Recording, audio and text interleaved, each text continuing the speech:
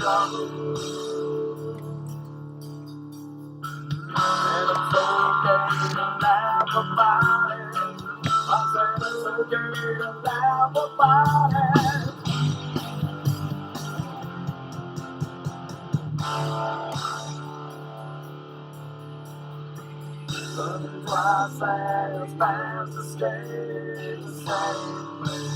Mike.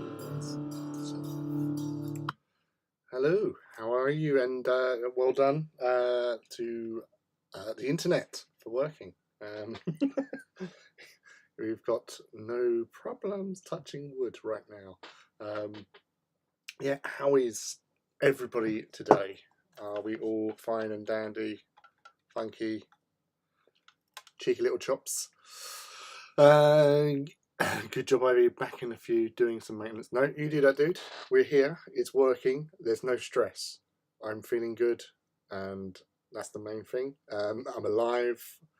And Edwin, hello, buddy.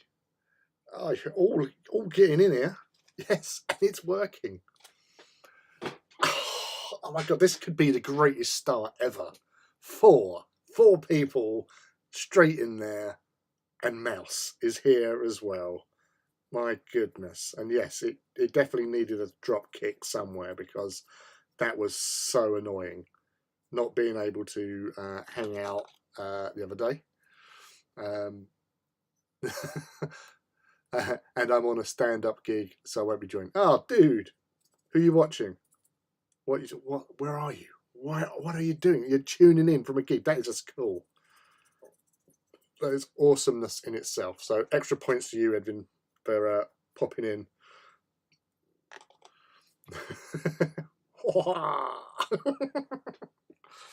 Yeah, so I was doing some prep work. I'd done. It's going to be crazy. You may have noticed that there's some weapons there, because they belong to this little dude, which I've already done some little bits of dry brushing over edges and stuff with Rune Fang. So I'm just doing a few bits like that first, because I'll be hitting the airbrush tonight. I have it here with me. We're going with the Alpha Legion feel, because I was I was hanging out with a few friends the other day as I was building the Proteus, and I kind of, as most mature hobbyists do on occasions, I just went with it, and I thought, right, I'm going to do the Proteus one, and I'm not that bothered about it being the assault carrier Proteus. I wanted the Explorator one, and totally did not really pay attention to the little pictures that there was actually 3 varieties, because this one is the no frills version, because the other version you can put a heavy bolter or whatever there, and I didn't do that, so I stuck the multi-melter on there instead. So las cannons, multi-melter, that'll do. It's, for a tank that has scout, that's actually quite handy, especially if you get first turn, scout move this monkey trucker closer, hopefully get the melter rule as you blow the crap out or something in your shooting. But yeah, I'm just getting a little bit of dry brushing first out the way. Yeah, I was tempted by the new AT weapons, but I've not finished any of the new models, so I have to wait. Heed! Hello, buddy. Welcome in, you lovely purple person. Yes. Heed. There's loads of pintle mounted multi-melters. Hopefully Crystal will be pleased. So yes, lots of pintle mounts. How are you anyway? How is everybody? I've missed you. I have missed you. The last couple of weeks with obviously illness and internetness not being good has been a bit stressful, because I wanted to, like Wednesday, when I thought I wasn't planning on being on Wednesday, but the stars are aligned, and you know, I thought, yeah, sod it. I'm gonna screw you, hippie. I was getting better with the COVID, but unfortunately, the internet fouled. It fouled abysmally. But I'm just really happy it's actually working, and you can see me and hear me, and everything's groovy. I'm so emotional right now. And you know, Frills is good. Oh, I love it. I love, you know, just anything can be made awesome. It doesn't have to be like, you know, super duper schmarmy whammy. You can be just basic, cool. Yeah, there's nothing wrong with it. I do need to do stuff on my Warhound, but I have no idea where to start. Maybe I'll do some random copper bits. How about doing some random copper bits? I think that should be. Post it in the Discord, and we can go, yes, that's very random, coppery bitty, and we appreciate and we support you in your copper exploits. Sounds familiar, Ivy. Although there's these 2 Dakar jets for October. Oh yeah, because you've been going through doing October, haven't you? How has that been faring? Have you done anything else, Mouse, that you wish to share with the assembled? Because I know that I like all your posts.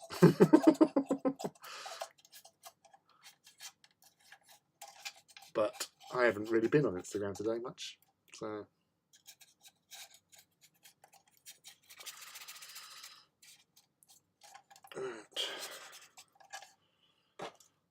also sounds like a plan. Yeah, go for it. No, thank you very much for the huggles. Much appreciated, Mouse. Yeah, I'm much better. I've still got a bit of a cough and I have been feeling a bit tired, but I'm old.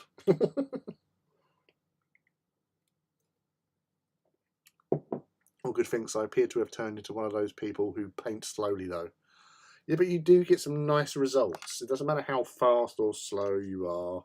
You know, it's when you get to the end of that journey, you can look back and go, I did some good shit. And that's what you want to do. I was, because when I was experimenting yesterday with internet, I was joining in a hobby hangout with the guys from Maximal Fire because they were on.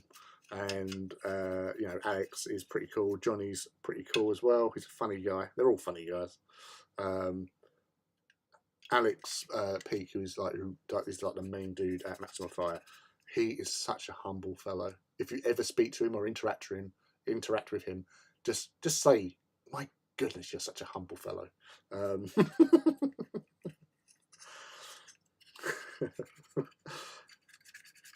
So humble. I could say that because he doesn't watch this, but I said it to him many times yesterday in chat, so I can get away with it. Right. But yeah, I was just trying to get that sort of brushed aluminium look a little bit with the rune fang, which makes a nice sort of basis for when I go over with the airbrush with the contrasts. So it does actually have an effect.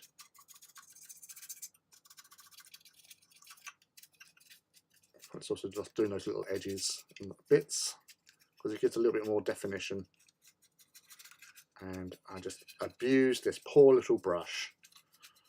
I do apologise, little brush, but I am going to ruin you.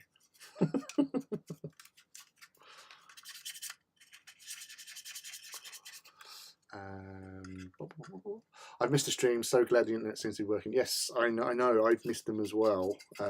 Obviously, a couple of them, there was no way I could have done anything. I was not in the hobbying frame of mind. But obviously, I think for about probably Monday,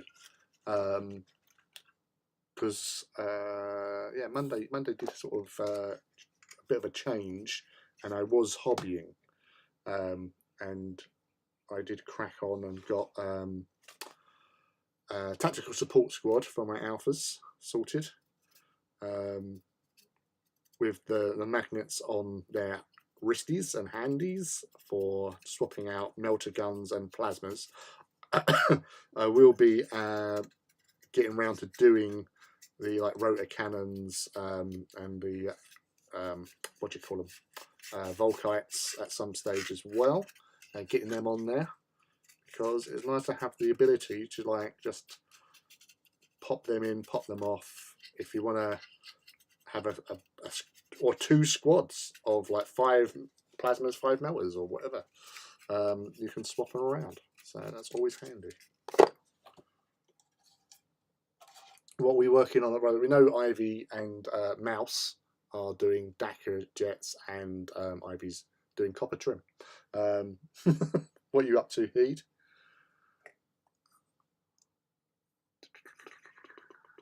Well, I maybe Golden Demon entry. Oh, Squatter Rats and 2 not heavily converted Dakar jets, mostly just making up parts that were missing, and my friend Sigismund, which is almost done. Oh, I was actually I've been listening to I can call him my friend because he is a friend. Mark Collins, who's one of the newer Black Library writers. I was listening to his Hellbreak story past couple of days, and yeah, it is, you know, like Black Templars. There's your boy. Hellbreak going off on a little crusade to kick ass and take names. And obviously old Sigismund gets mentioned a couple of times. There's a guest appearance by Rabute. So it's not bad. It's not bad. You know, I've enjoyed it because, you know, it's Black Templars, so it's easy to just run away with the chopping and slaying of traitors and Xenos. Embrace your inner Templar. Ross. Slow but steady wins the race, Seed. Yes, dry brushing tanks is the best. Yes, I love it. Great way to get different metallics as well. No, exactly. Yeah. So with the lead belcher base, I've got that rune fang does give it a real nice sort of like brushed effect to it. But obviously, I need to lift the colour in order for the contrasts to work properly.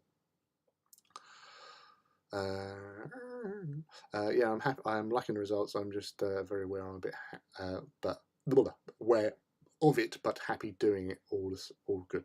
That's cool. Being happy when you're painting is the point, in my opinion, anyway. I never do spoiler sleeves. You know this. All right. You keep your little secrets. Oh.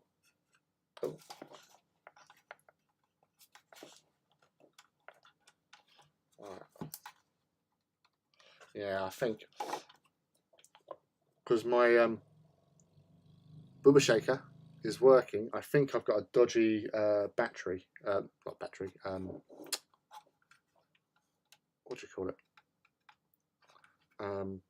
Cable, because I've swapped the cables round, and the Booba Shaker is working now. Whereas the cable, even though power's going into it, it's not working on the light. So I'm assuming it's that. So that's a shame. Shame. But at least Booba Shaker is working. That's the main thing. Now we're intrigued. And Hellbreak is so cool. Not doing a Templar Island. I'm not. Okay, putting Sigismund on his official display base. Crush your fingers. Fingers are crossed. Booba Shaker lives. It does. Long live the Booba. Booba Shaker. Yeah, so that's a good thing, because I was playing about beforehand, trying to get some Stormhost silver to be nice and light and bright, and it wasn't with the. It was like, you know, you opened it, it was white. So I got the boober on it. It started working. Unfortunately, the Stormhost seemed very watery, so I don't know if I've done something to that poor thing. I might have put some.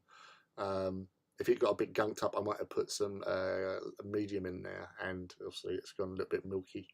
But luckily I got a newish Rune Fang, and that's done the trick. So yes, yeah. plans within plans, schemes within schemes. I might.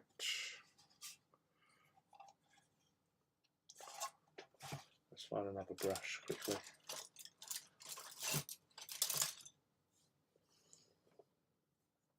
Just want to do a couple more brush overs.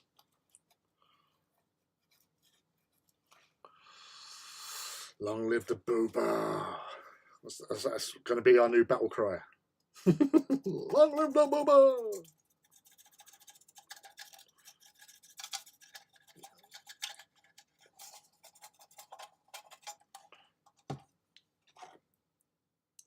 Yes. So, how has everyone's weeks been since we've last conversed? Really, because I think like obviously a few people jumped in on Wednesday, but obviously couldn't really chat because the lag on the channel was just ridiculous. So, has everyone been okay? Groovy, funky, anything exciting happening in the worlds of that you live in? We need that on a shirt. Yeah, we get an official product line of merch. I think obviously will have to be something along the lines of embrace the horror, of course.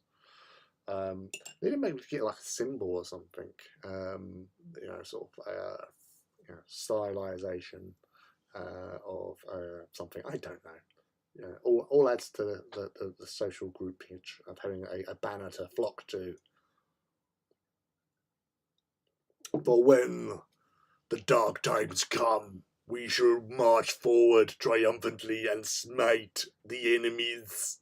Smite them good, kill them, and get to the chopper, as Dutch said once.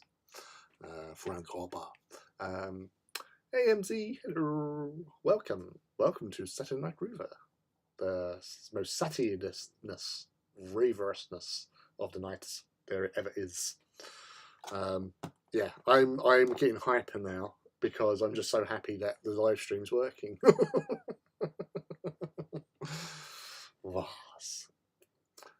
Yeah, gonna do a pin Sigismund. Gotta love resin, but I hate resin. It can be so fragile. Yeah, no, it's not. So you have to be so careful with that shit. Really do. Alright, let's see if I can get this bloody. Ah, no! You worked, you bastard.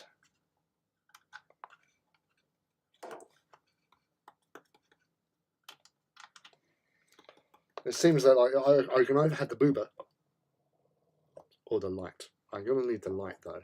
Kind of important in seeing stuff. Right, let's increase illumination.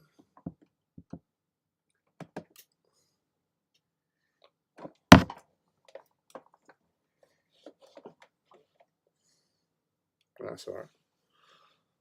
Or do I feel like I was in Bohemian Rhapsody now? Mama!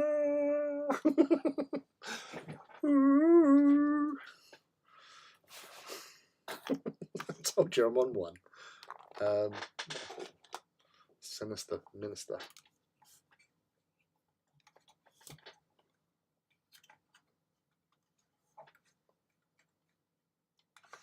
That's just so weird. So weird. Right.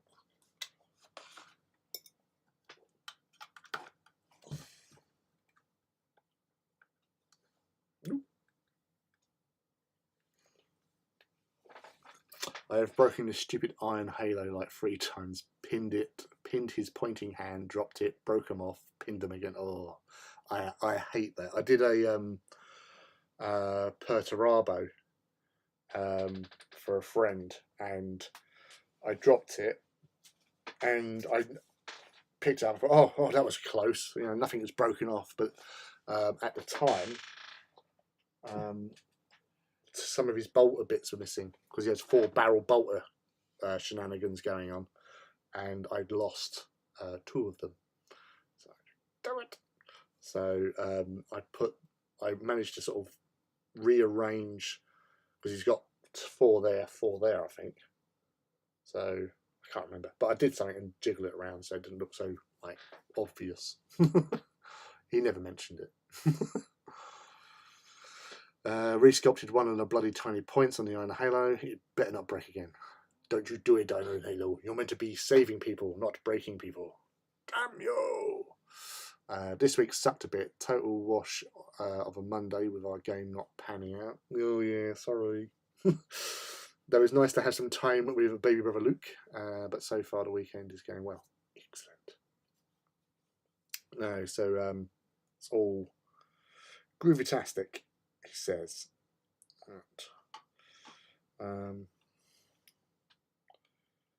Nope, nope, nope, nope, nope, nope, nope, nope, nope, and nope. Right, so what we need is the Griff Charger. Right, Rupert Shaker, just move you out of the way, thank you.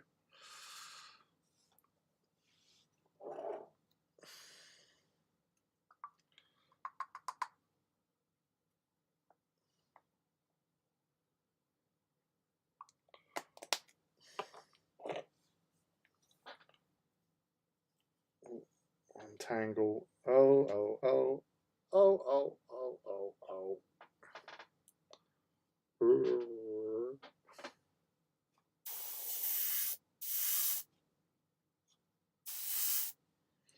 Right. Get cracking. So, with my latest tack squad, I thought I'm going to experiment with them and not do Griff Charger.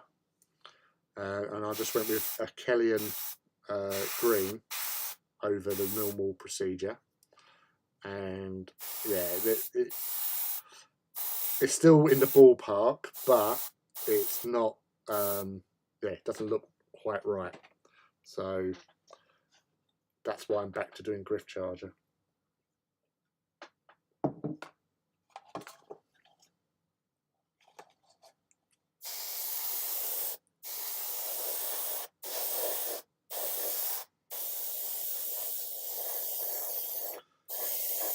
Because you need that subtle tonal shift in the colours. So when you do the Kellyan, it goes and looks proper.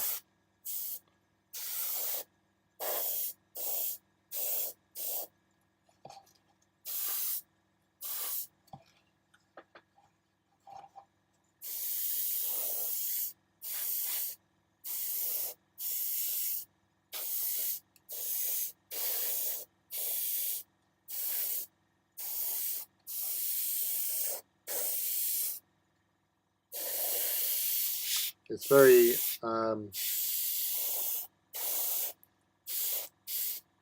with these guys, it is very subtle, but it's needed. For me, I have to have that conformity between everything.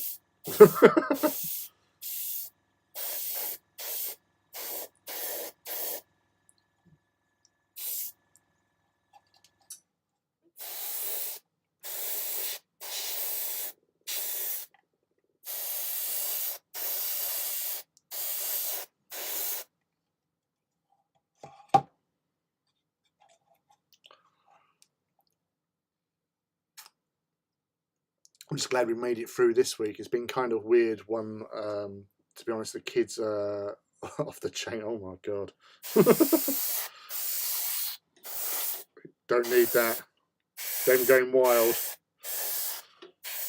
You have to keep them under control. Subdue them. Make sure that they don't go out of control.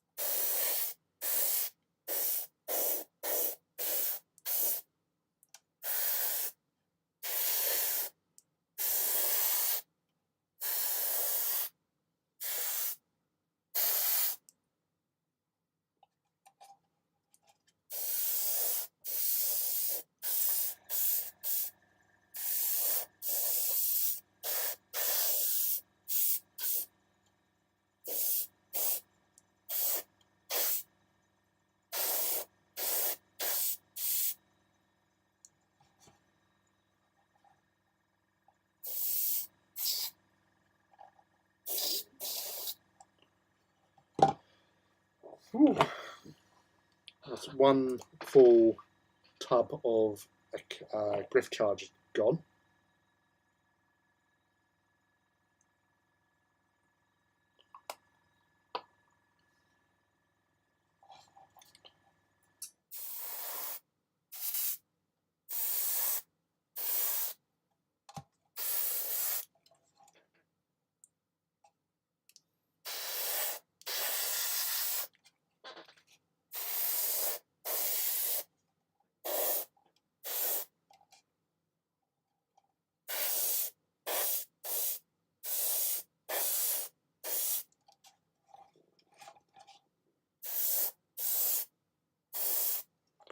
Right, that'll do for that, I feel.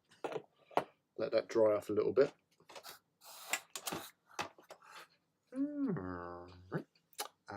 I think every teacher on Friday was like, thank God, and now I can drink. They probably do. I've got relatives who are like teacher assistants, and yeah, they're like that. Oh well, vehicles can look different from troops anyway, I think, Lee. But if you're not happy, yeah, they will look different anyway. But it's that uniformity between the tanks, sort of thing. If you know what I mean. So, I'm say it's like with tanks, I always have them slightly different anyway, because they're going to be looking a little bit more weathered and beaten, because obviously they're normally getting shot at by bigger ordnance than surviving troops. So, but yeah, I know what you mean. But yeah, no, it's just trying to. That's why I'm doing all three at the same time. So at least these three will be similar. Because it's been a while since I've done a tank. So.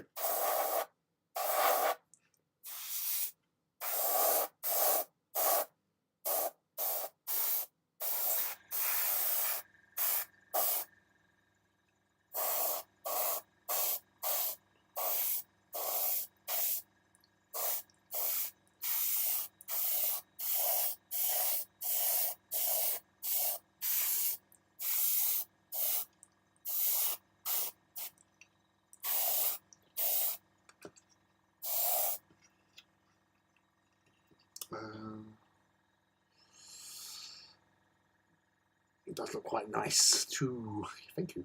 Yeah, I've been pretty good tolerance with the wildness, with their wildness. Sorry, they've been cooped up all day in class. Some have been at school for almost 10 hours plus. Oh bloody hell! Full moon, perhaps. It would explain a lot.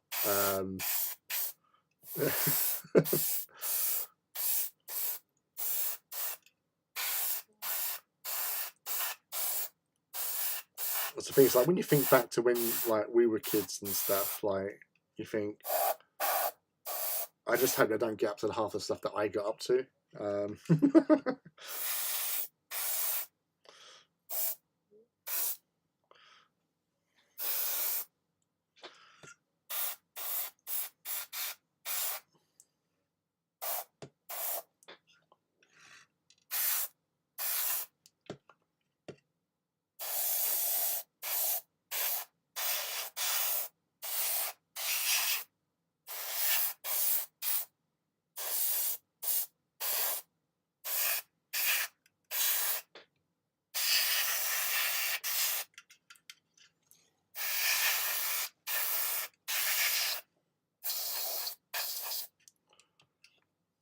Right, so that's the second capful gun.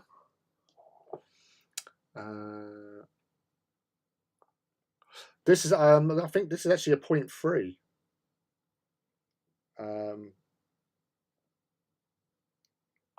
At least it was last time I checked.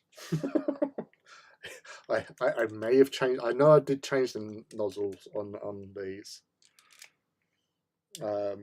But yeah, so I'm not going too open, because that's the thing with this contrast. If you go too open, it's going to really sort of like pull up, and you don't need that.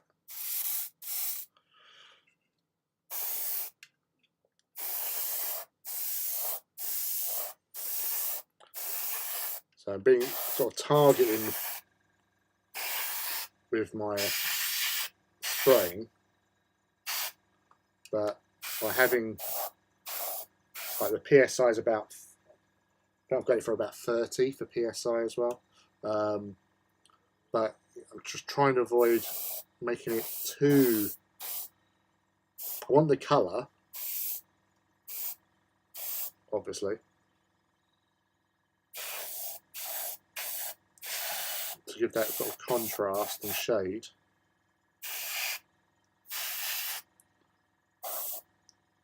For when I go over it with the Achillean, by contrast, as a contrast, I will use probably like one tub for like all three. It's just crazy how good it is. Yes, my one of tanks look like the same as well. That makes sense. Okay, spot details, a few things. Spilled my water pot on the floor. Pretty typical progress. Oh, don't spill your microset. Not on your keyboard again. I really do need my big enamel wash over this whole Warhound next, but that's terrifying.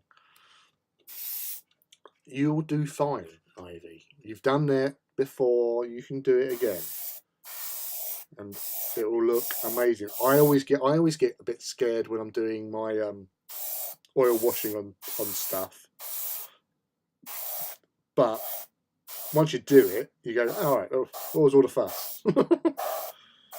I've done this a million times before, you know.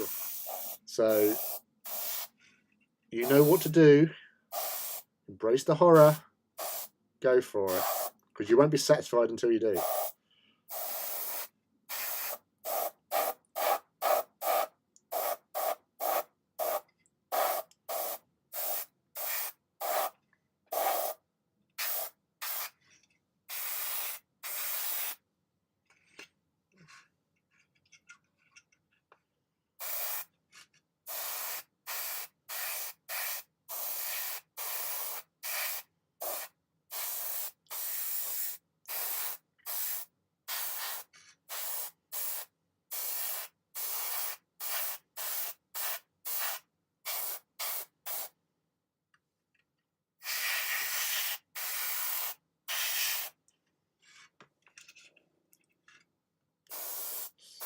So that's a little bit of tummy gurgling. I do apologise.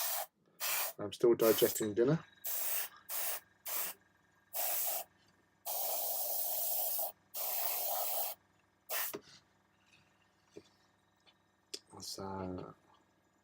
I'm actually keeping the lid on now though, because I'm worried about being bad for them. So they're quite a good job. Yeah. Oh, they're drinking, cat drinking. Yeah.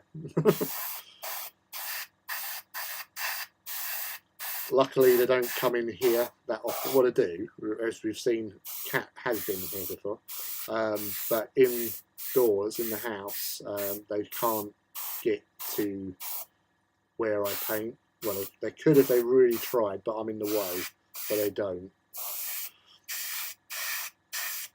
So I haven't had that problem of them drinking my water. Recently got a badger. I think it was a 0.4. It's nice, but oh my god, it's like a hose. Yeah, that's the thing. Especially when you're doing airbrushing shades and contrast, you don't want it to be giving too much out, because as you say, it's like a hose. It's gonna like pull up like a mudder trucker.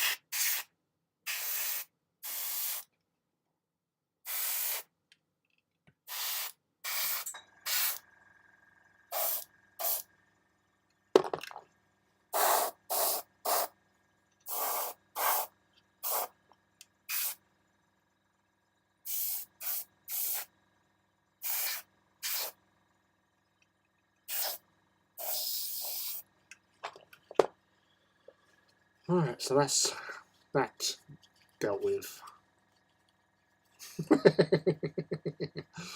I'm still anyway. I did Tamiya flat red over my Dapper Jets. It was nice and easy. Now I'm doing details. Cool. Contrast grown dad puns. Yeah, I know, it's terrible. Sometimes I just cannot help myself. I just come out with the worst puns. Totally unintentional though. I wasn't meant to do that.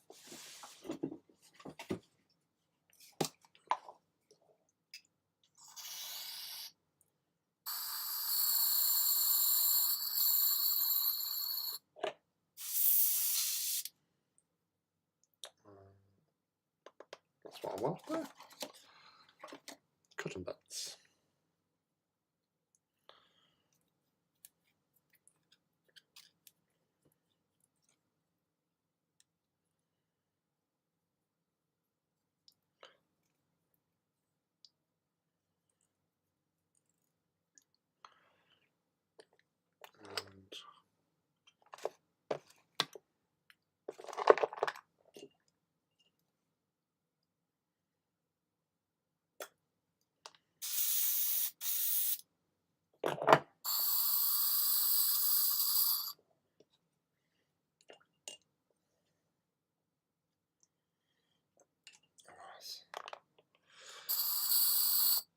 Well, I think the microset smell has dissipated now. It was like 3 weeks ago, wasn't it?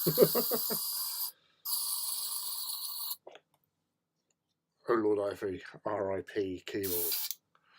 Not that I can talk. This is my second keyboard. First died to plastic glue.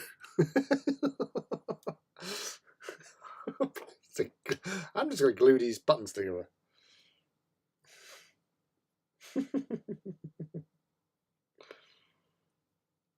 Yes, the Microsol incident is still fresh in my memory. Because I did it as well, didn't I? I spilt some of my Microsol. Right. I'm actually going to shut the door because I'm a bit chilled.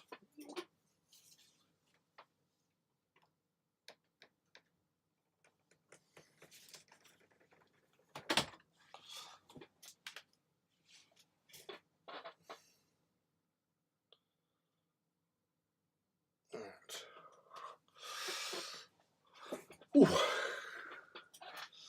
Oh, we got him pinned. I can't believe you've got Sigismund pinned. Nothing can stop that man. He's unstoppable. He's the one-man killing machine. Right, so it just needs a little bit more time on that one. And a little bit more time on that one. And a little bit more time on that one. So I've probably got a couple of minutes to go on that before attempting it with other stuff. Make sure that needle is good.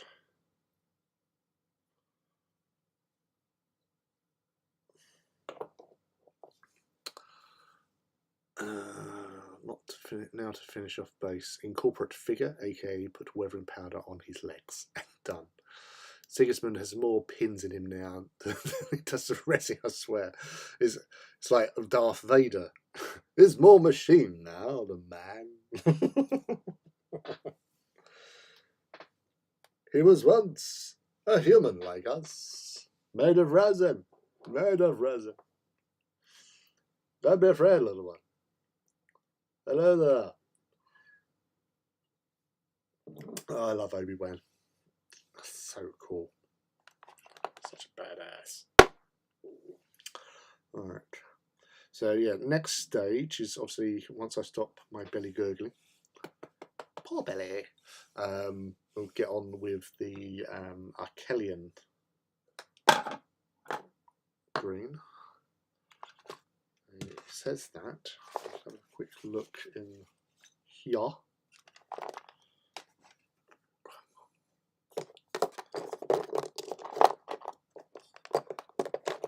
Amongst my rabble.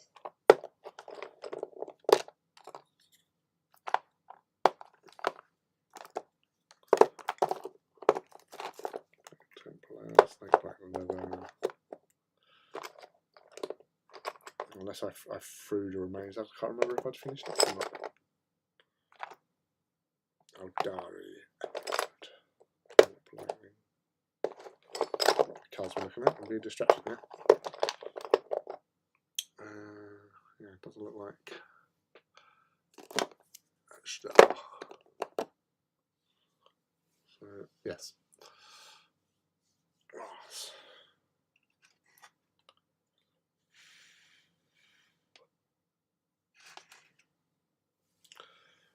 So once I've done the Achillean on these, I will go over the metal parts.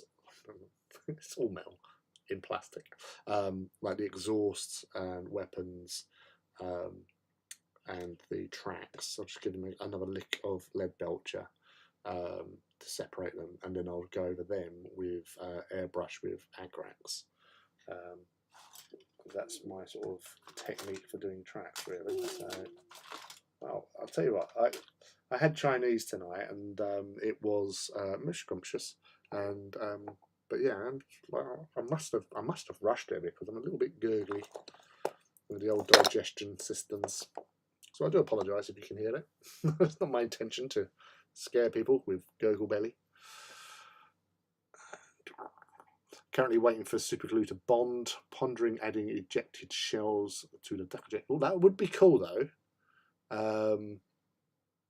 But with that, there would have to be like sweeping back, because obviously Jet is moving forward, the momentum of the shells coming out, and obviously not going to be as fast as the Jet. So there would have to be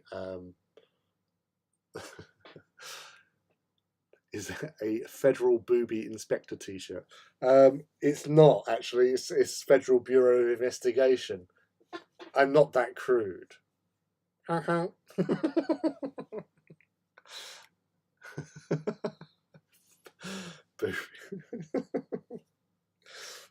we have the booba shaker. We'll have to shake them boobies.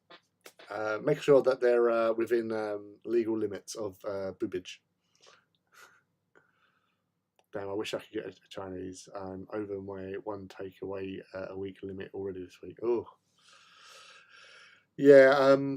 I think I broke that limit. So rotten.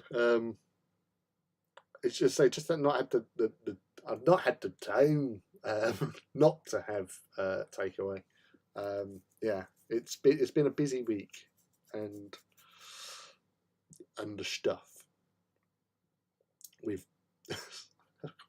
All I'm thinking about is inspecting booby.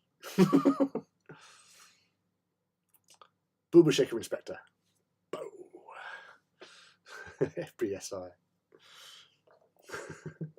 So again, we're going to have to sort of figure out some, obviously, for the merch line. So yeah, embrace the horror. Booba shaker. Federal Bureau of Federal Booby Inspector. I think that's already taken. I'm sure there must be a thing somewhere. I really want to get a T-shirt now that says "blue-footed boobies" on it. It says "free the boobies."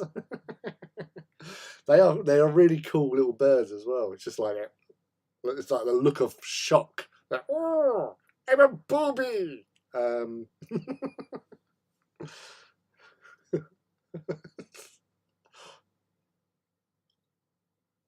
Them and Jackass penguins I like. Because Jackass. Ross. Go around with a clipboard. I'm here to check your bubbers.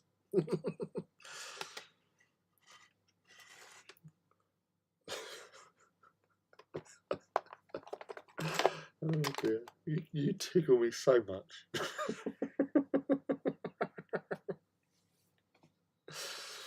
Oh dear. Oh, he's broken me. If it's been thought of, it's already been like, yeah, that's true. Unless you're on the bottom line. Back, the machine spirit was appeased. Woohoo! Well done, Judge. Welcome back to to Saturday night boober. um,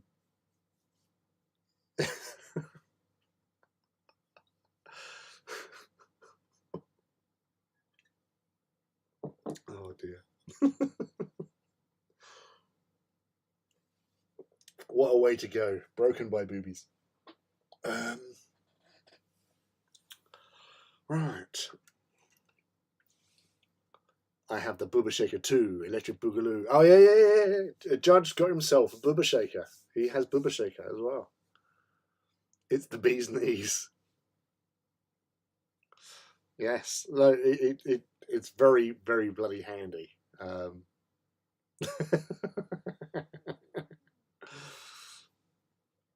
Oh, surely it should be Electric Boobaloo.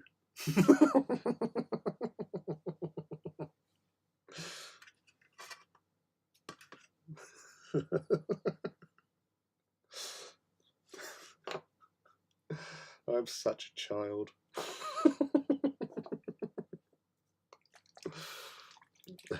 I was first. I was first, and so was my wife.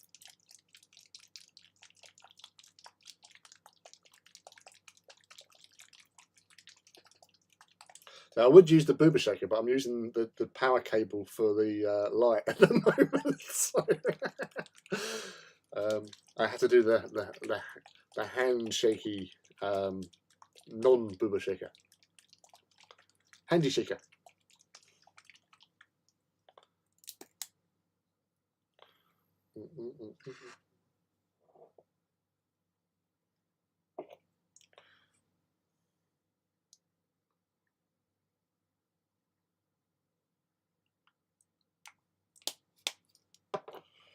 Righto. Prepare for action.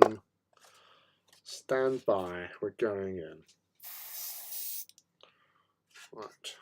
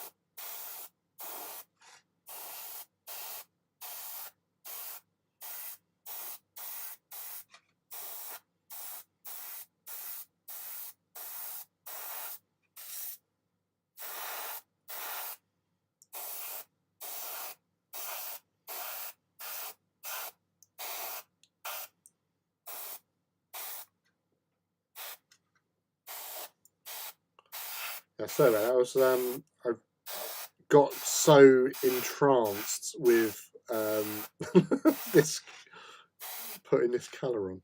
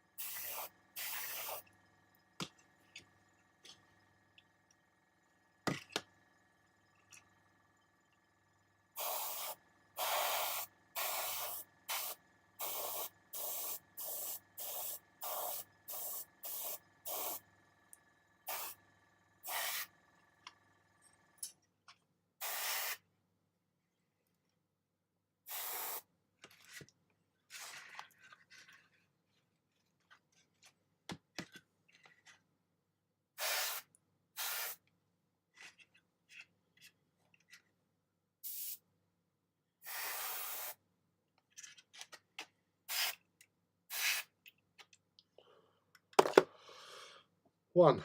Whew. Oh dear. Back. I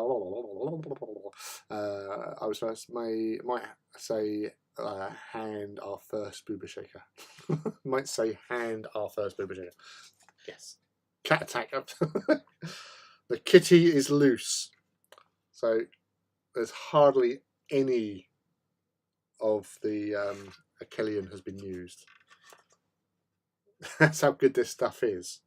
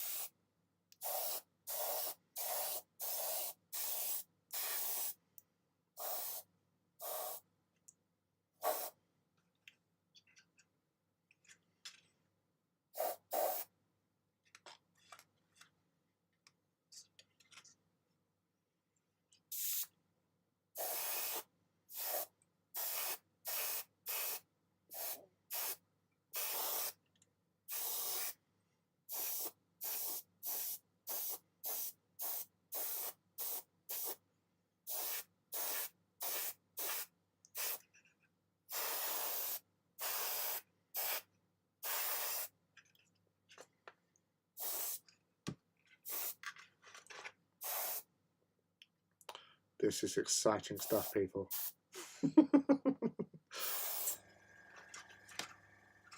Where else can you get this high intensity game of cat and mouse between a Kellyan green and an airbrush?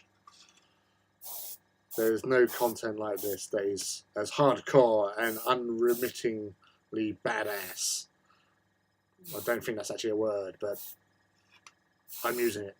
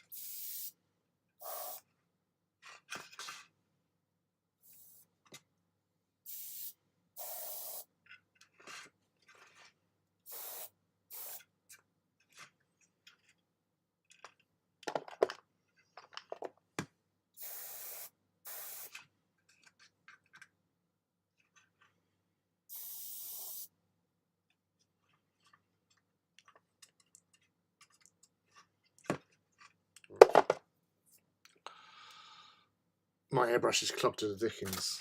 Yeah, that's the problem with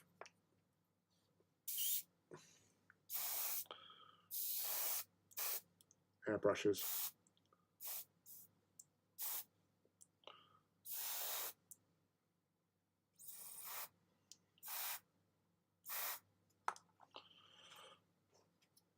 It's clogging us.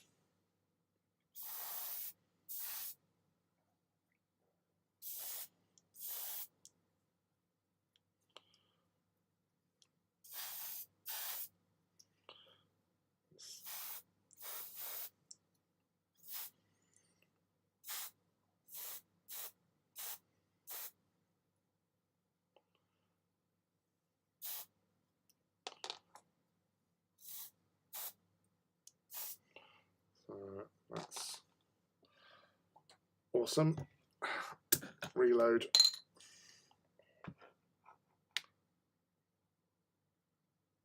That is only Zool.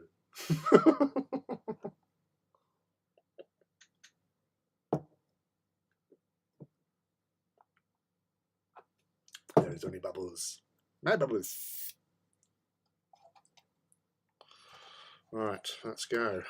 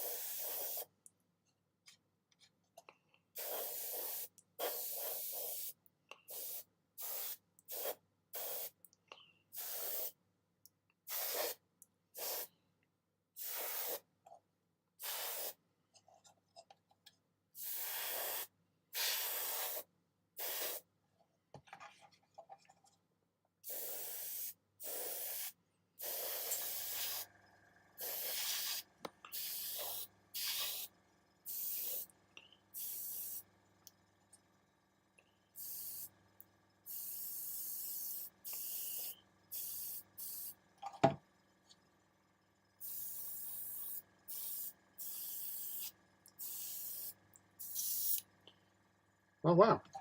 I realised that I've used a cup.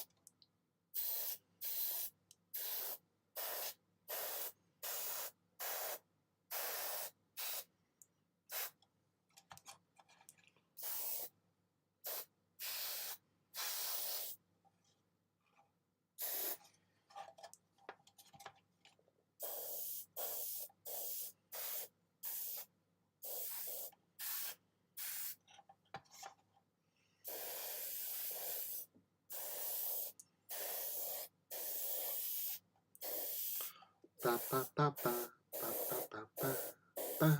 Danger music.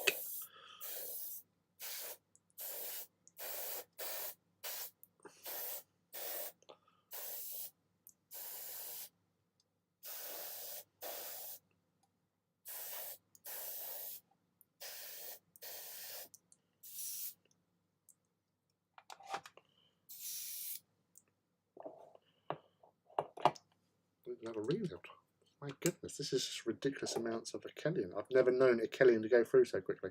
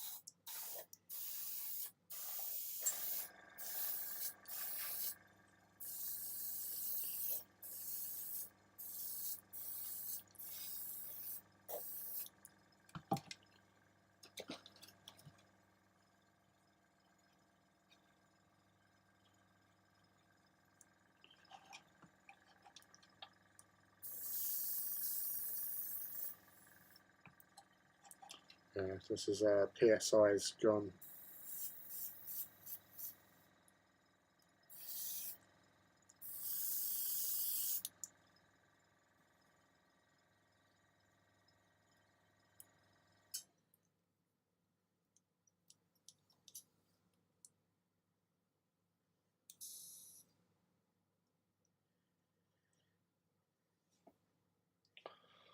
That's a bit worrisome.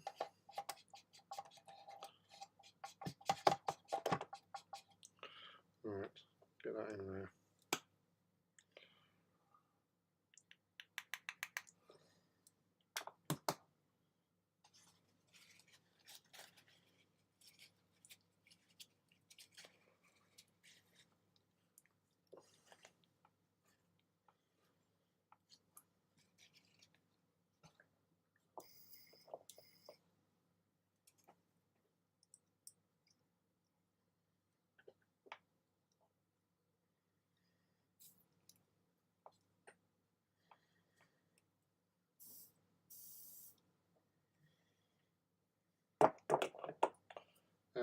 Emergency.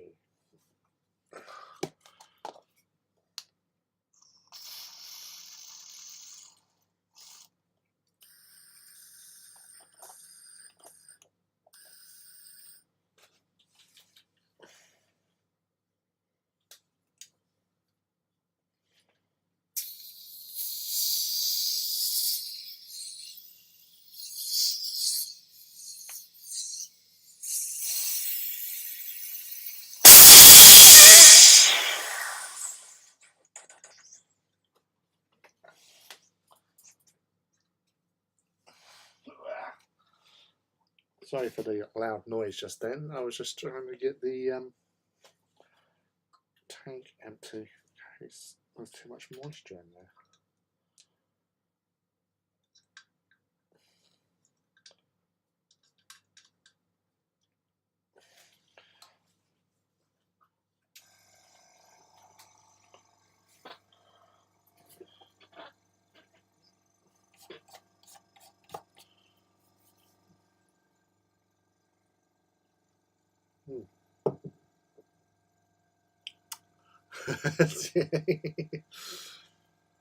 Yeah, I was unblocking the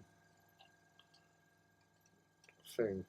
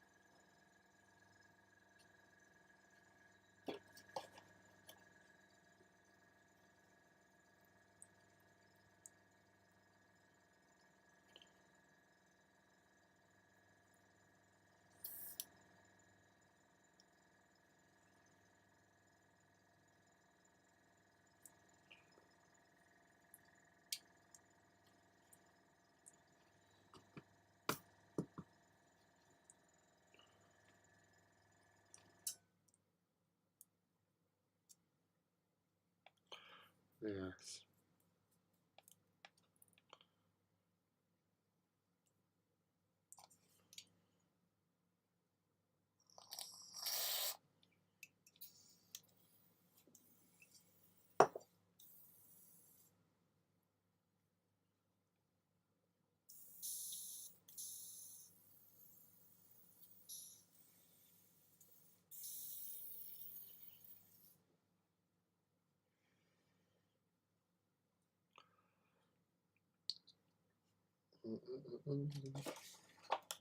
Sudden Colosseum brush fire. Pretty much, yeah. I normally do that to scare the cats.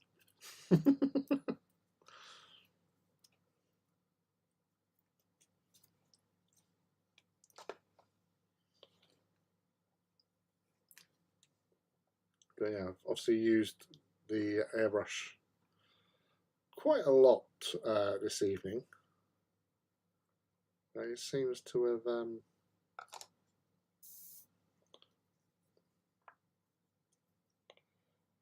lost pressure for some reason.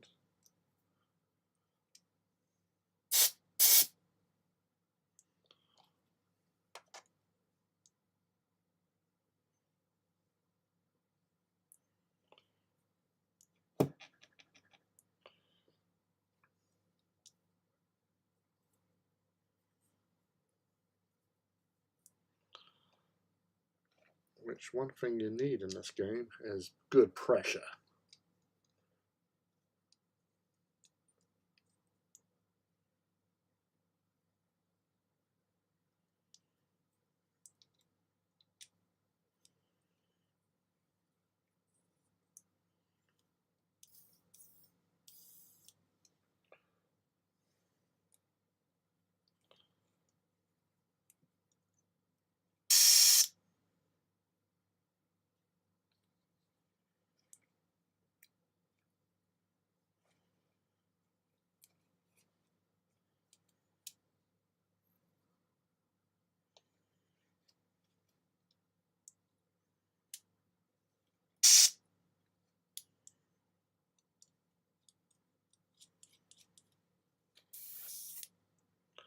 That's sounding a bit better.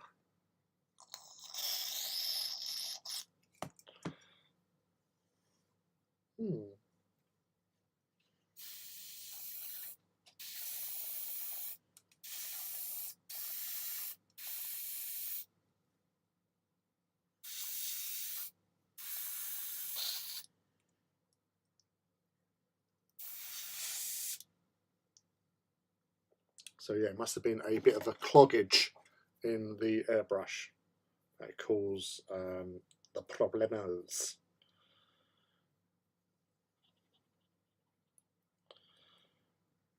I need to get this back up and running so I can actually finish off.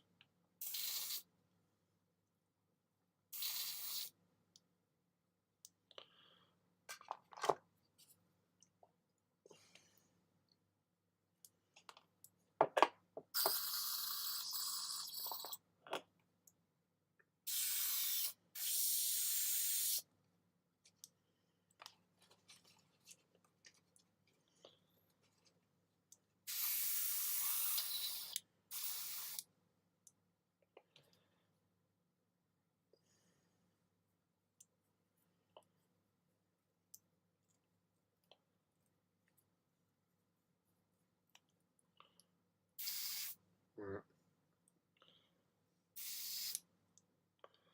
Let's give this dude one last blast so we can actually finish it.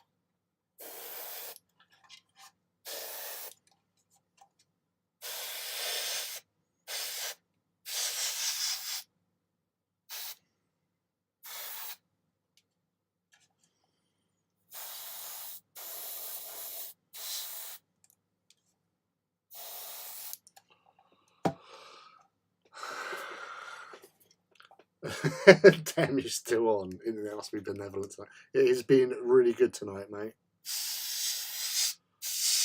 We've not had any issues at all. So that's always a good thing.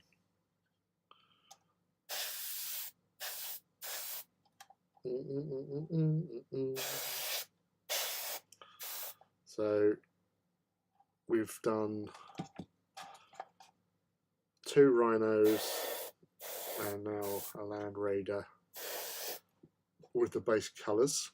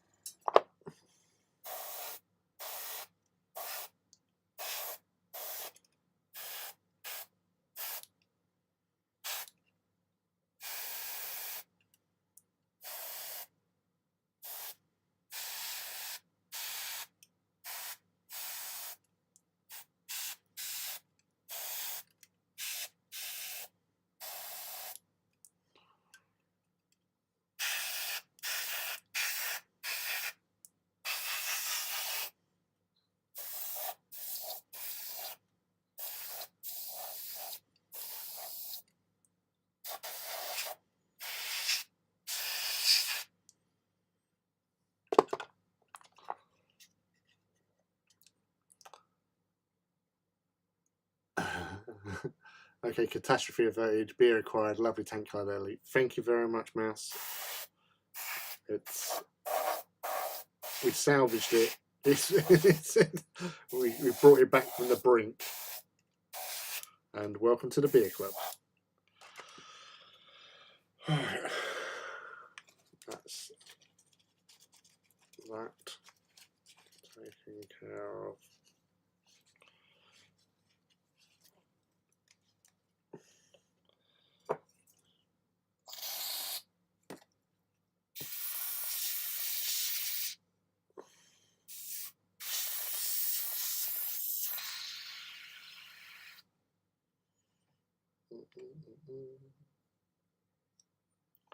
And now back to tidy up again. Let's get these tanks out of the way, because they're only going to get in trouble otherwise. Yeah, no worries, buddy. It's lovely to have you drop in and say hi and just, you know, a busy boy. So thank you for that. Obviously, your Emperor's Children have been doing quite well recently, but I'm sure everyone will see them and be amazed as always.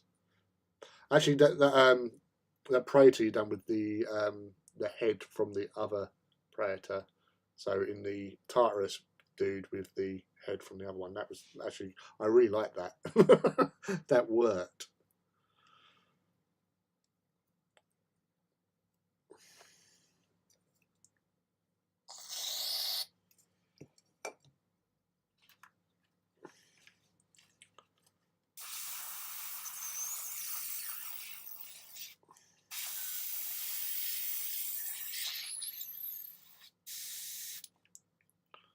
The downsides of a Kellion is that the pigment is so strong, it stays in the thing quite a lot.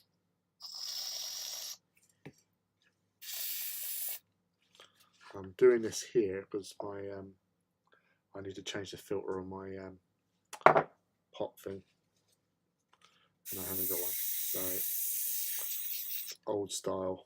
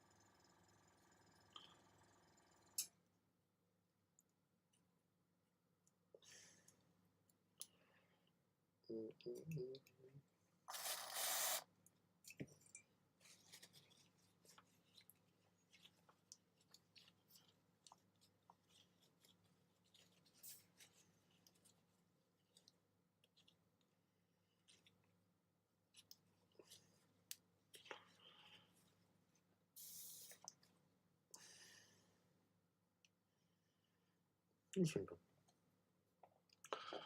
So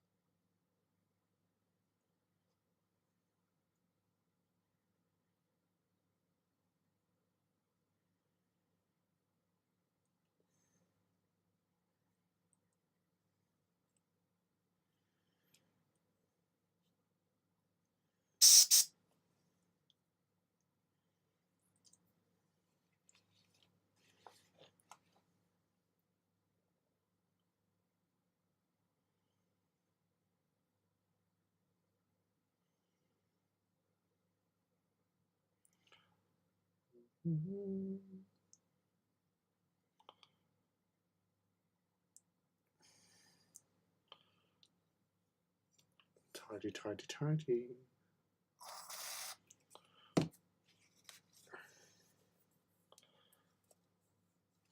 It's maintenance 101. Always make sure you've got the ability to clean your tools.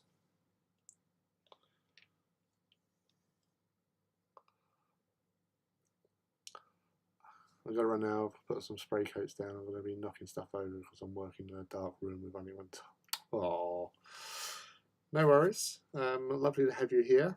I'm glad you had a helpful, lovely time whilst you have been here.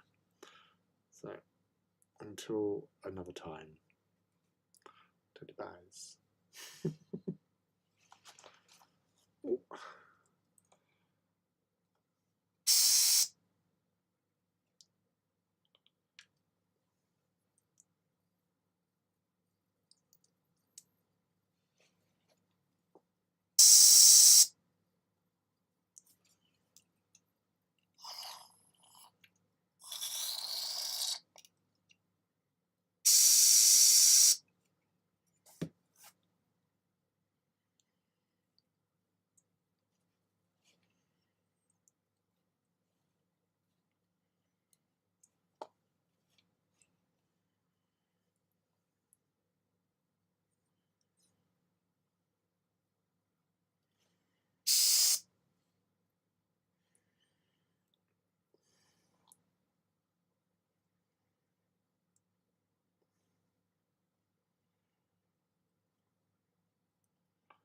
So you can get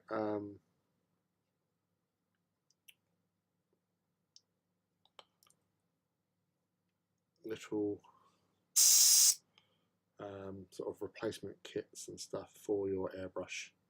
Like these ones, it's not an expensive airbrush. I get these from Amazon, but sometimes I do quite handy bonus bits and pieces that you can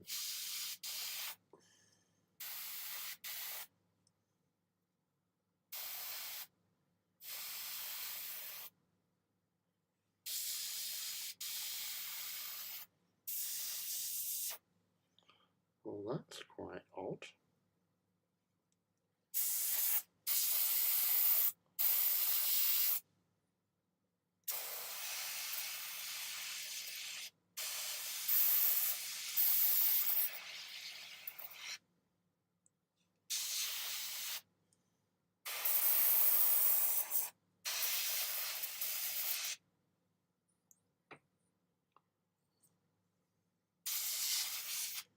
So there's a good old blockage in here.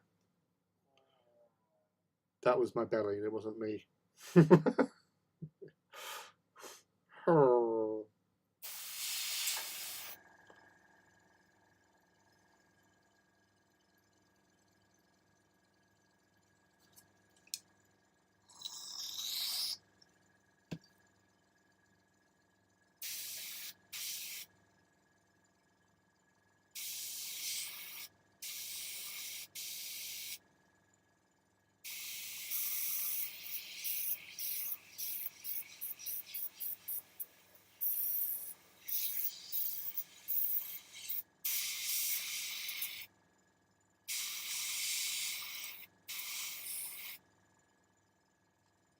Mm.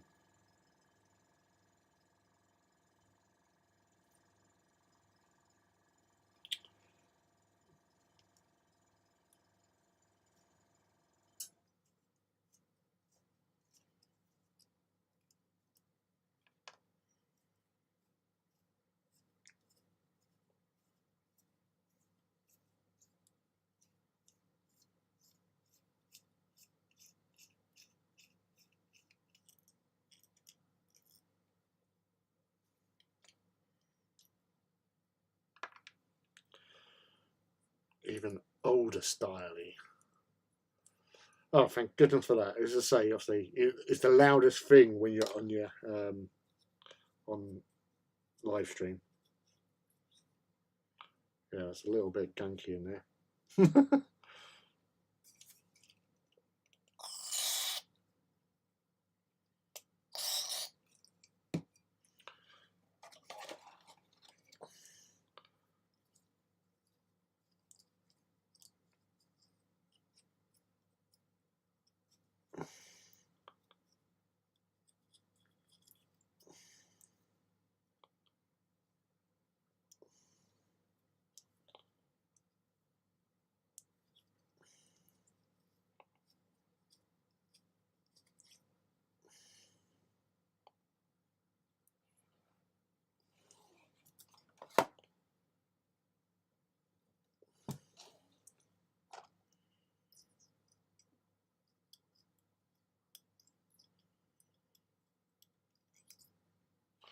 So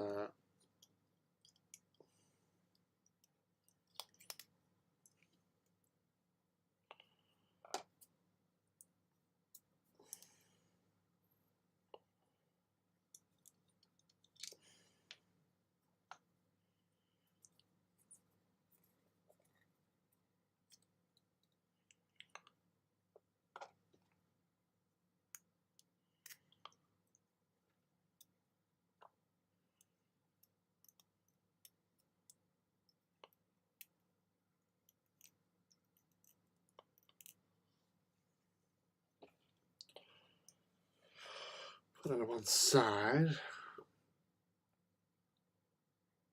I get it. It's more fun around 4-year-old who comment on every noise. Yeah, pretty much.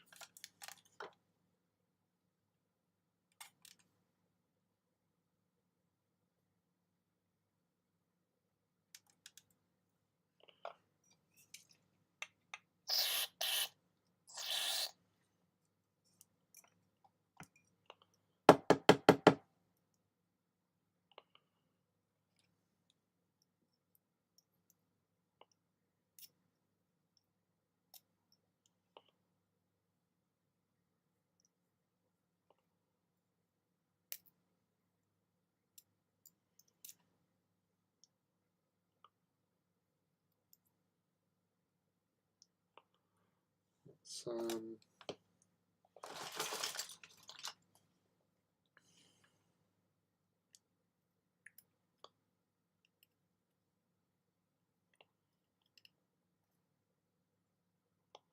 oh, found some magnets.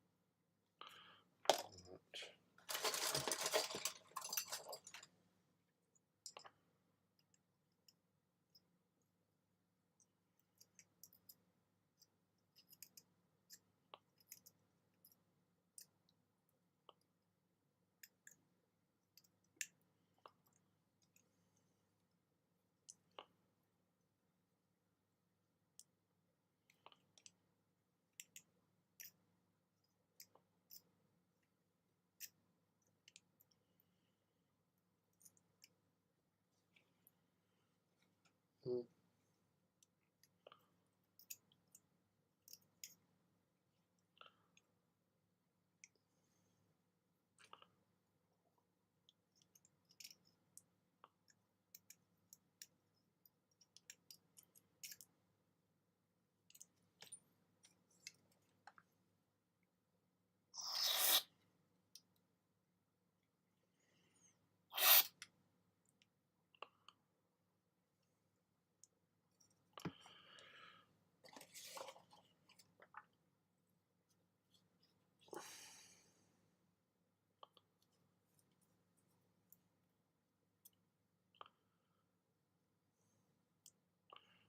Good old clean out,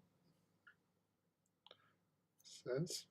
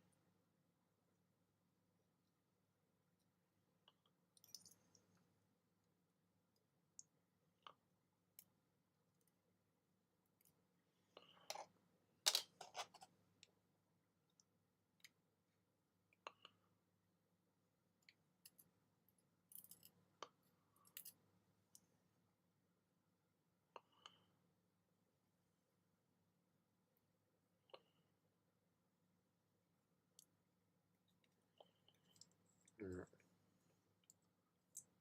Plan. That's.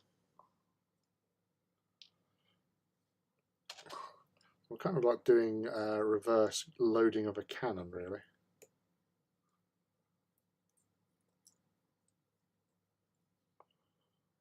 So that's what's just come out.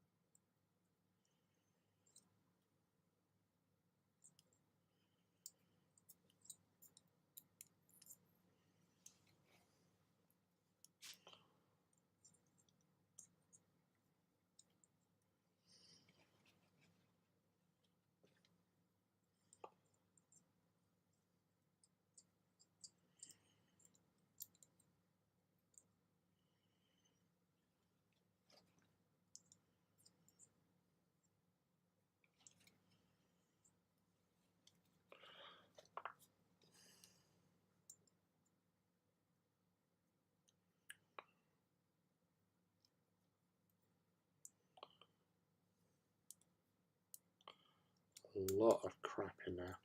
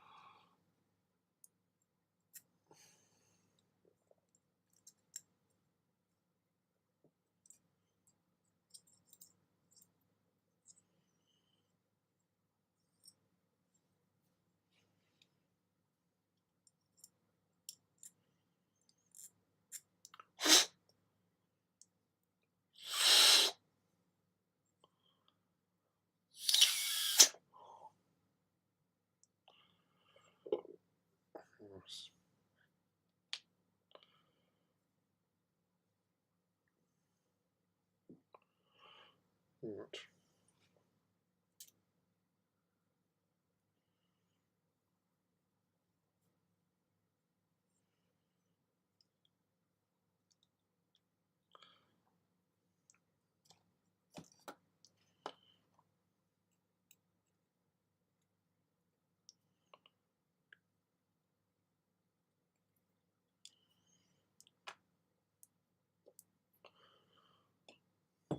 Ooh. Oof, that was close. That was almost a beer down then. That would have been dangerous and totally unnecessary.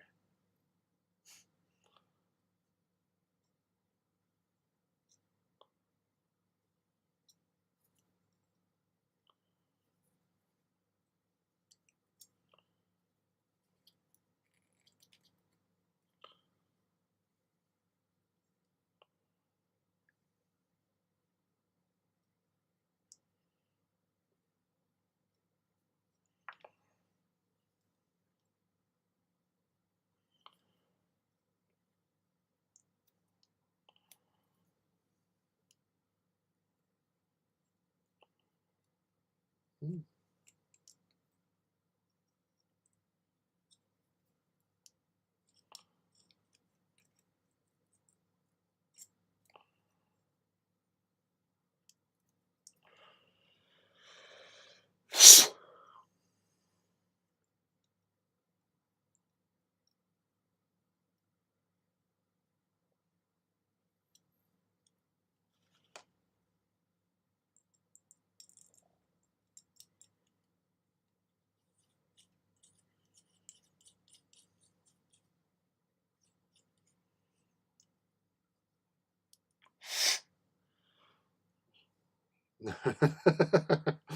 No, the beer is safe. It was a close call though.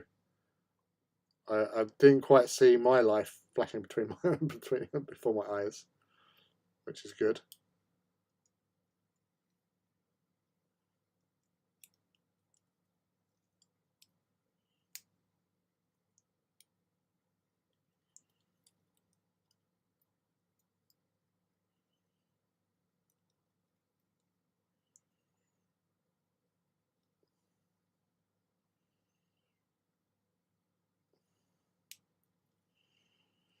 Right.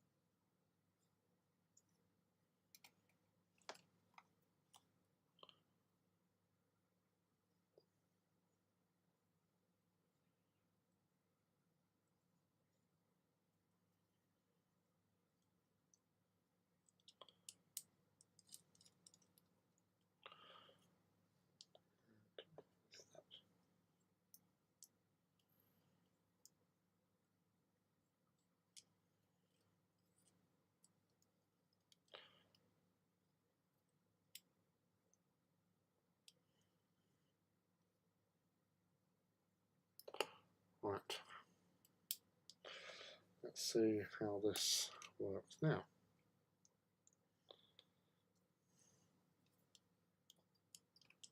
Oh, magnificent.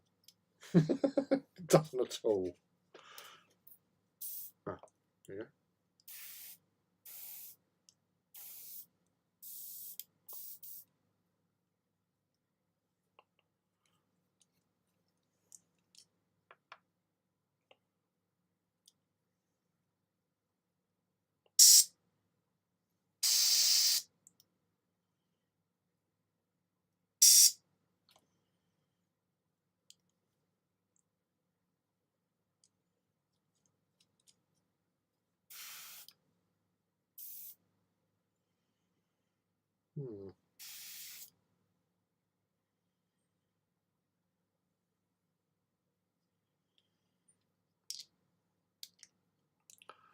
So I think it's a bit more time for beer actually. So yeah, it's beer size all right.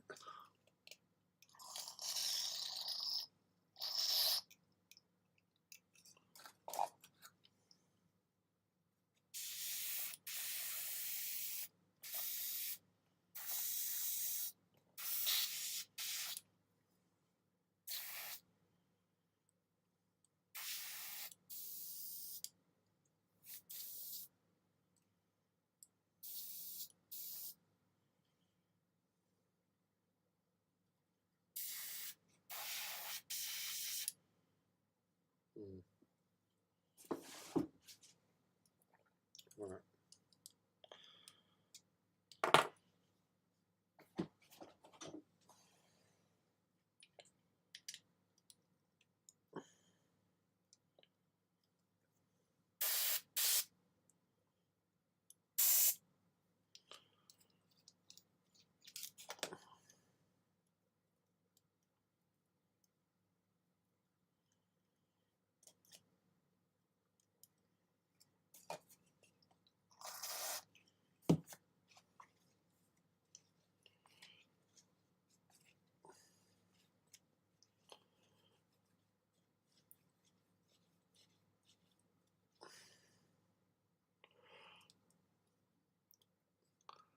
I love how we just did all of the cat's claws, including the outside cat, but the silent agreement completely skipped turtle dove because my son and I very well skin.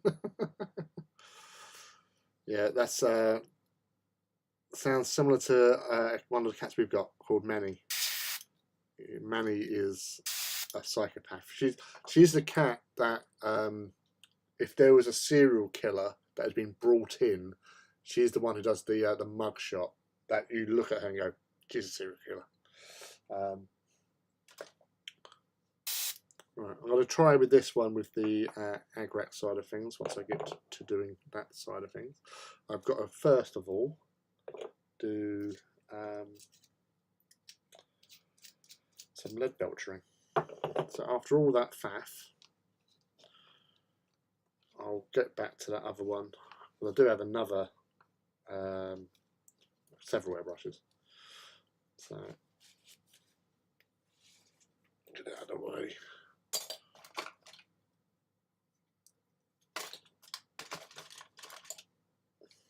Later.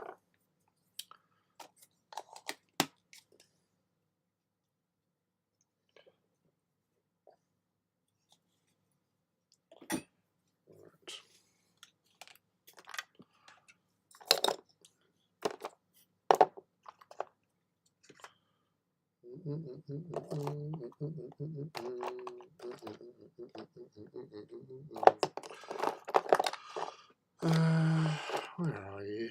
Damn it, Janet.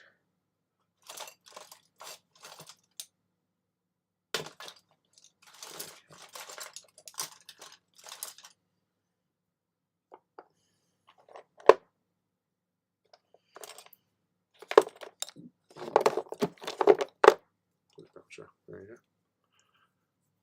Oh my god, yes, that's Turtle Dove. She only loves my son and no one else can touch her. Yeah. I know those types of cats.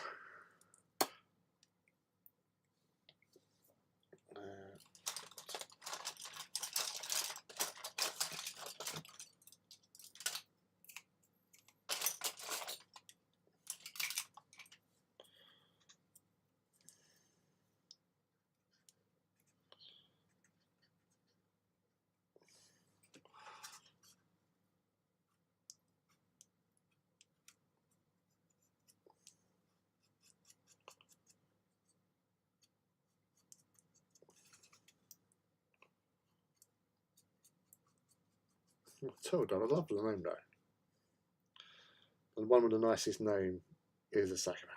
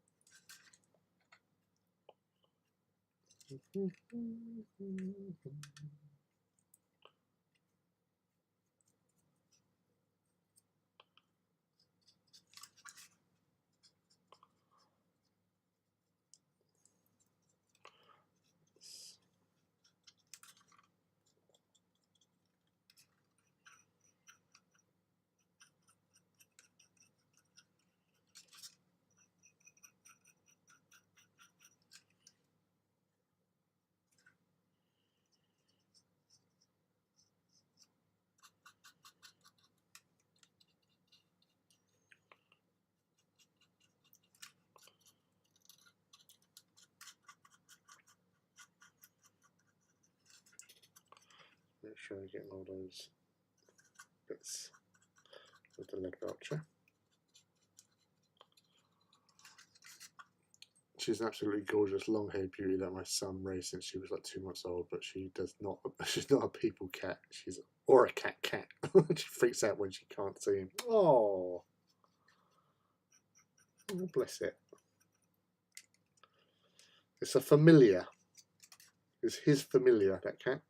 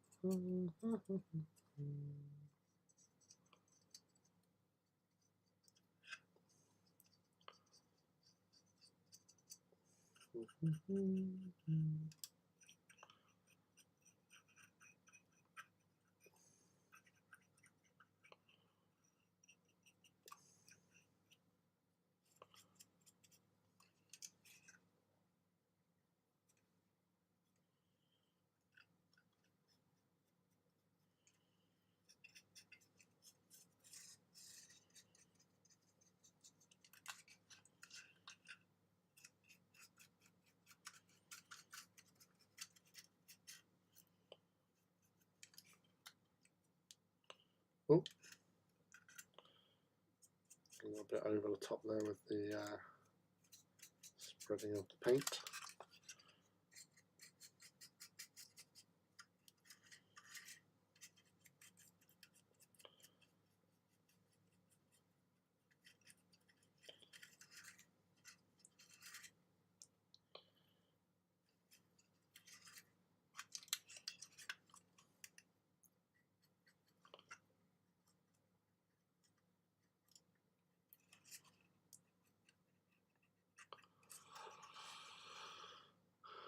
She's not very happy with the other cats, and now we have 5, including the outside one.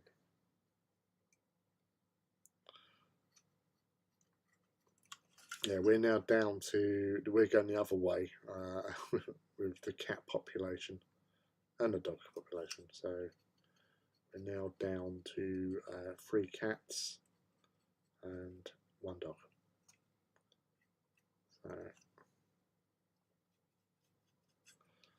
at the height of cat and dogs, there were 2 dogs, and when we moved to this place, there were 9 cats.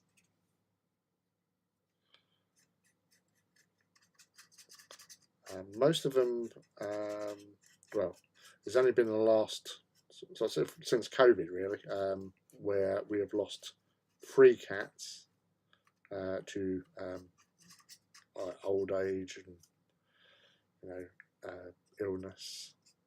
There was one that died mysteriously, or was just found dead, and she was only young.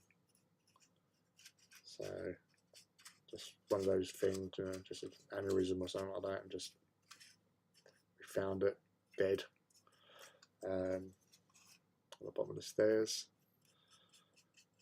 Not like as if it's fallen down the stairs, but near the bottom of the stairs. So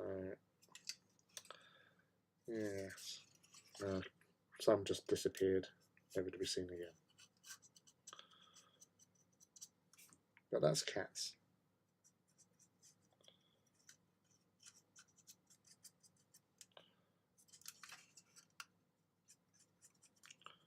Not a lot you can do in that situation.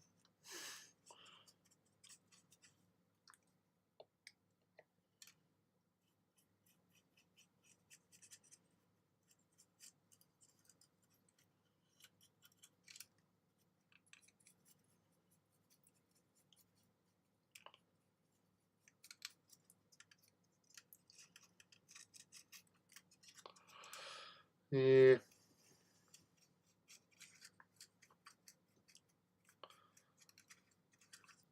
The one that was found at the bottom of the stairs, that was Sunday, as in like ice cream Sunday. That was the one that I named because there was a rule that there was a spate of kittens being born, and I did not know of the rule at the time, and I went, "Oh, this one looks like a Sunday," and there's like I got looked at and went, "Oh, well, what? You've named a cat. You can't get rid of it. You have to keep it. Now it's been named." Ah, okay. But no, she was lovely. She did like used to hang out with me. Actually, used to come and sit with me as I was painting at the kitchen table. So that was kind of cute. Obviously, after she went, there were like some cats that were very sort of popular and friendly, like Lego, Daisy, Ruby, as well. But the younger cats, like Philip, was very skittish, and she still is. Manny is a psychopath.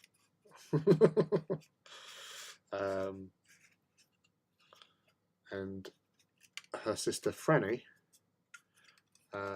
actually was the one that sort of sit with me while I was playing Xbox. So that was quite nice to have a cat just come along to sit there with us whilst we're playing Xbox and that.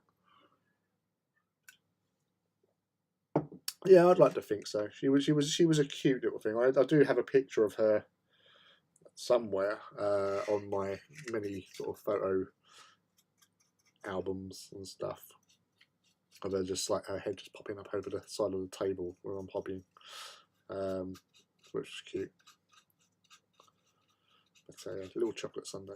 Well, it was mostly white with little like caramel and chocolatey sort of colour. Cute. Aha. That's not been stuck on properly. Bad, Lily. Right. I'll get back onto gluing that in a moment. Do this with belcher bits.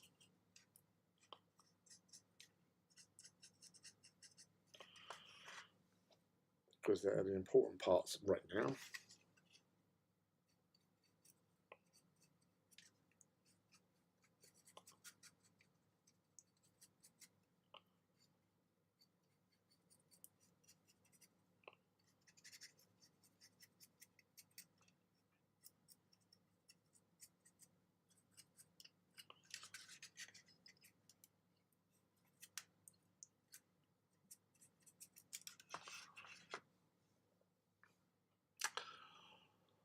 We think George may literally have some ragdoll in him. He's so passive and limp when you pick him up. Oh, yeah. the last three aren't the keenest on being picked up. They weren't very keen on being stroked for the most part, but they've sort of come round to it over the last few years. Franny more than ever. Philip is like a kind of a tortoiseshell sort of thing, and I went through a phase where I really didn't like her. I was so superficial towards her. So she kept on being like picked on by big boy cats and stuff, and having like scabs and stuff, and I found that quite. I didn't like it. When you're stroking them, you expect them to be all nice and smooth and furry and all that, and then you like get lots of scabby bits where they've been like picked up and stuff, and I actually got quite sort of like, oh no, I don't like her, sort of thing.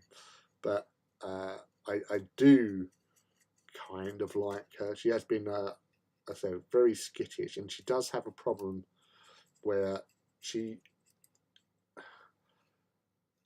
does use the littered box and tray sort of thing, but she also likes to leave little presents in the kitchen, which I come down, and I have a really bad sort of like, because they're normally quite stinky, her ones.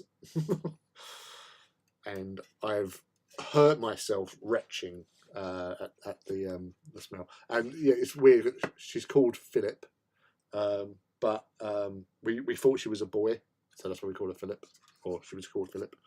And then we found out after much more inspection that Philip was a girl, and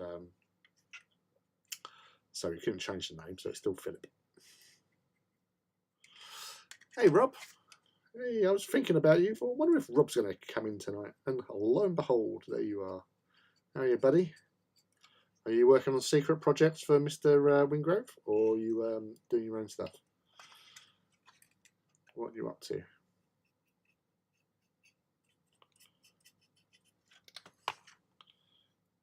Task today is 2 rhinos and a Land Raider Proteus.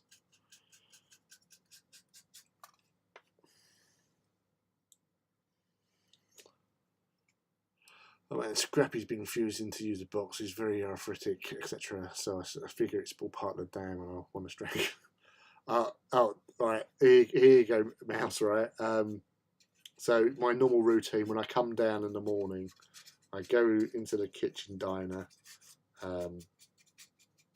fill up my bottle of like orange juice, like orange cordial, water mixed, dilute orange, and make myself a coffee in my flask for the drive to work. And there's always a little gift, or maybe 2 if I am lucky, by Philip. So I came down, this is Thursday morning, I've come downstairs and there was a poo. Oh. And the thing is, Philip will, as soon as she hears me coming downstairs, she will walk out the flat, out the cat flap sort of thing. So I'll hear the cat flap go, and then I'll look out the window and I'll see her where we've got this like little roof garden with these steps that go down to the lower garden, and she's on the steps and like as if she's in like a trench, and she's looking up over the thing back to the door. It's like, oh yeah, that was me. I've left you something, but I'm staying out here so you can't do anything to me. No, Nicky, no. So I go, thank you very much. But on this occasion, I thought, right, okay, I've just got to do something first. Put these down, and I'll clean that up. Now, where this particular poo was, there was a cardboard box next to it. So I've put my stuff down on one side. I've gone to try and, I think I had to try to pick my keys up or something like that, just make sure I had them on me. And as I've turned back to walk back into the kitchen part where the offending poo was, Manny has come skittering along, jumped into the box, and it turned it into like Cool Runnings, because that box has then shot forward straight into the poo. It's like, oh my god, you just hate me so much. So now you've got a cardboard box, which obviously needs to go into recycling, but they don't really appreciate it when you put them in recycling with shit on. So I have had to clean the poo off of a cardboard box, stick into the recycling bags, to then give to the recycling collectors on the Thursday morning. And I've now learnt a lesson that if you see it, clean it, because some arsehole's going to skateboard their way through it. So, yes, that was annoying.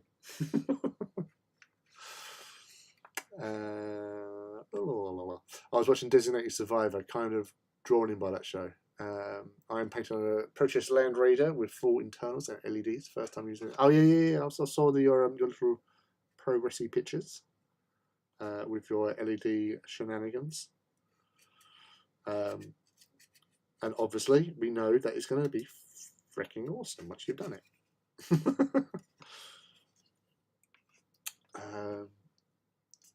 Yeah, Lord, why is it all the ones that's the stinkiest? I know. Also started working again on my Phantom Titan with a good chat with Scumbag about decals. He's making something. Ah, nice. Yeah, Scumbag does do some really great work with decals, so definitely the place to go to. I think that's the one that Matt uses for the stuff he's had printed up for the Volcanum for Lauren.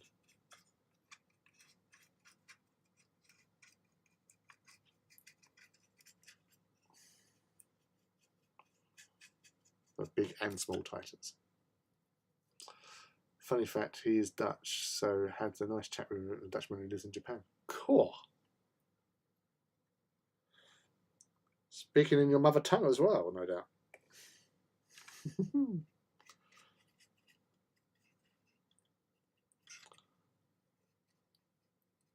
As a customer once said to me, who was from Holland, it ain't much if it ain't Dutch.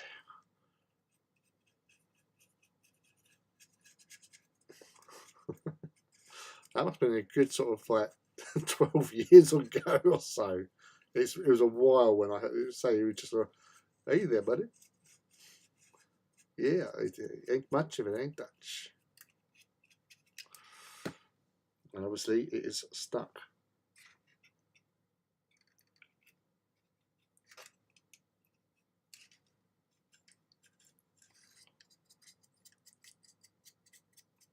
And we had Ivy was around earlier on. Judge has popped in and out. Edwin was here.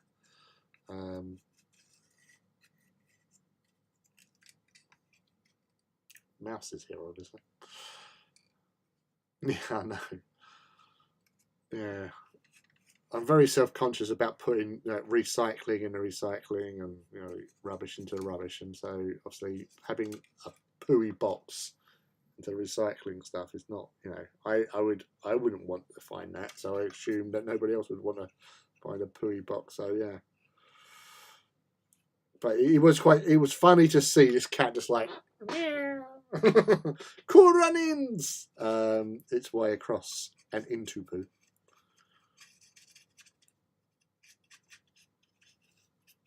It's one of the reasons why we have sort of laminate floors in the main sort of like kitchen, diner and living room, because of cats and dogs having accidents. But, nobody's perfect at the end of the day, and these sort of things happen, and Philip's responsible for most of them.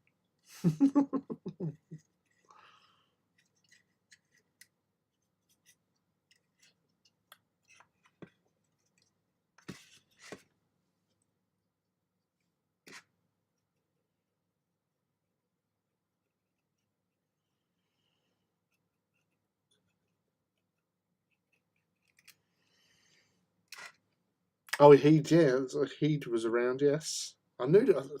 They say Heed's probably still here, because he does. He just gets on with stuff.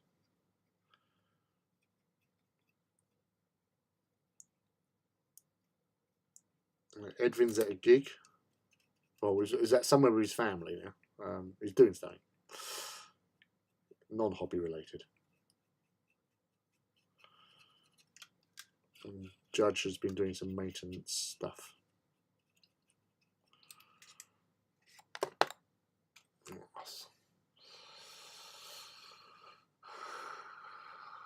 I don't know if you know Maru. Anyway, our Felix is 7 months old. He started to do that box thing as well. I remember coming down one morning. It was on the day of Sam's birthday, so I was like sorting bits and pieces out, and I put this box out, and within like 20 seconds, a cat mysteriously and miraculously appeared and then jumped into it. And so I was doing like regular updates and posting to Facebook of like, this cat as subject to 0, which I think it was Franny. Has moved into here, and I then like sneaked up with a video camera and was like popping up over the side, and you see this cat looking at me.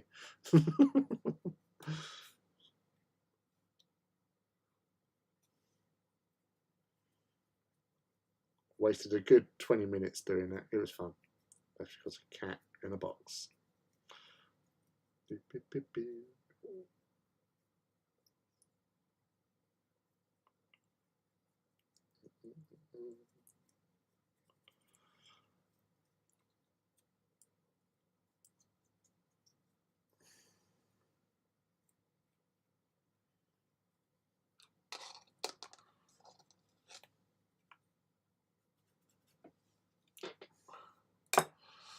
I wish I'd gone ahead and got the more expensive, completely waterproof stuff. The accidents are starting to ring. Yeah.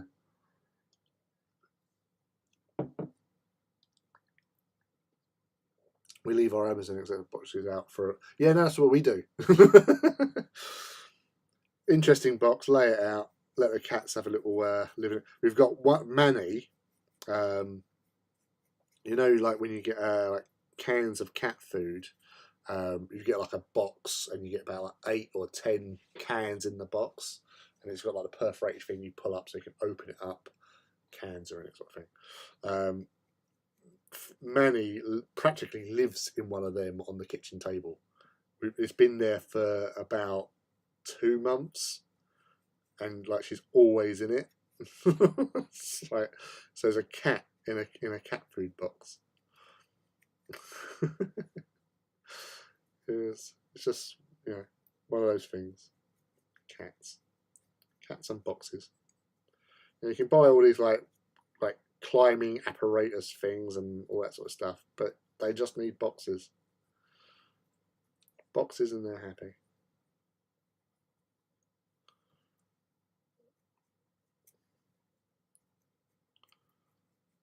Let them live in there, they're fine.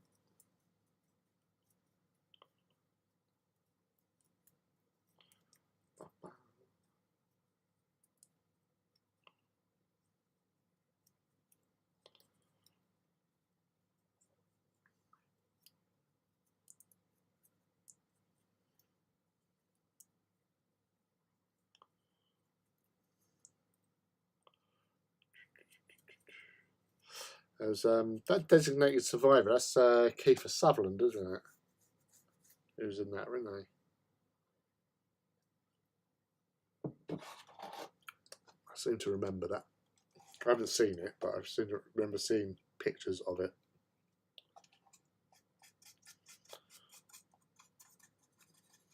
There was actually a show I actually binged the other day. I saw a trailer for it, and I thought, I'll give that a go.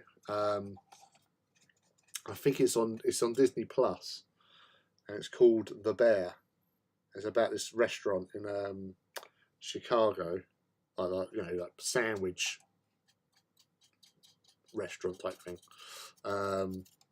and basically this dude who's like a really great sort of chef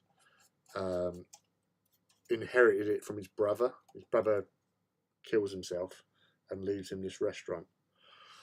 So he goes there, and he's like, he's quite emotional, trying to deal with the loss and all that sort of stuff of the brother, and between him and his sister and his cousin who was like helping to run the thing, and like he's trying to make improvements and make this place profitable and all that sort of stuff. But it's quite, you know, realistic. Apparently, like a load of like chefs were shown it. It was like, yeah, it is actually quite real, like that how a kitchen operates and stuff like that.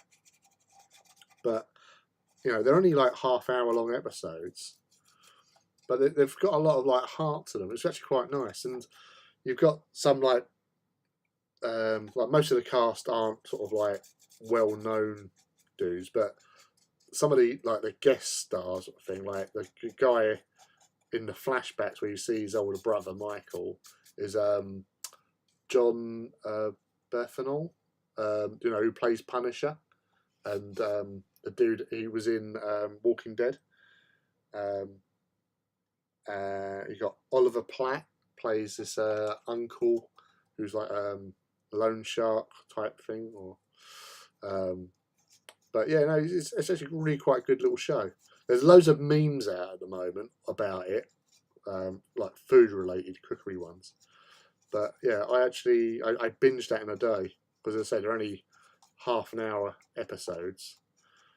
But as I say, it was quite good, and I think there's going to be a second season, so definitely worth, you know, if you've got something that's a little bit different, definitely. There's one interesting episode involving a kids' party, which was quite good with what happens there. So it is a bit sort of comedic in some respects, but it's kind of like a docudrama in a way. The way they don't speak to the camera or anything like that, but it's just a very sort of like fly on the wall in some respects. You know, but yeah, definitely worth it.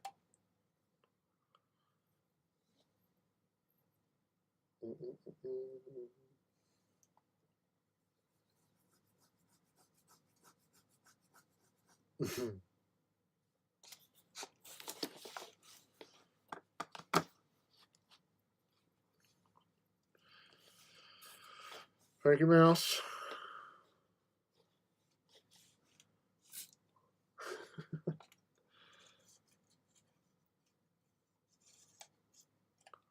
Yeah, well done. You are the master assassin. It's weird because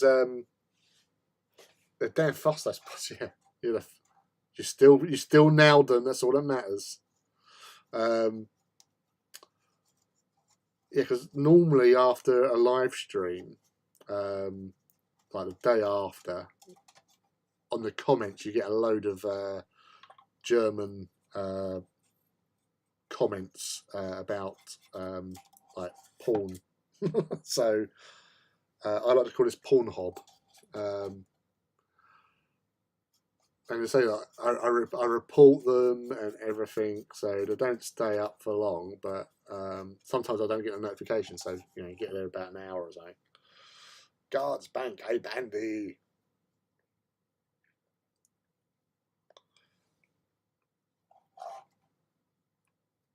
Yes.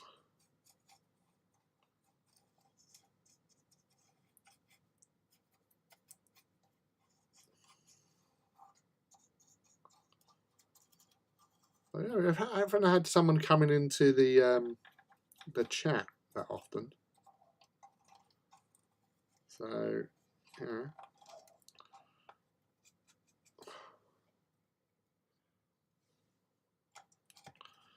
But well done on killing it. Odd killer!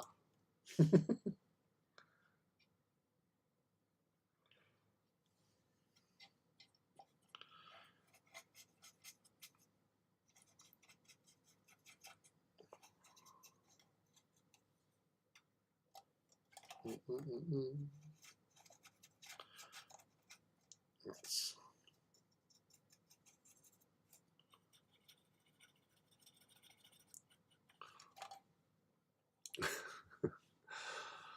Yeah, go figure. Yeah, they tend to like larger audiences. Yeah, I know. It's like this is. I think we've had this one of the smallest audiences for a live stream for a while, You know, admittedly, we don't have like high averages. I think the most we've ever had on one stream was probably around about 15, which was like amazing. But I don't tend to sort of advertise these. These are more for like, you know, us, our little, you know, group of awesome people.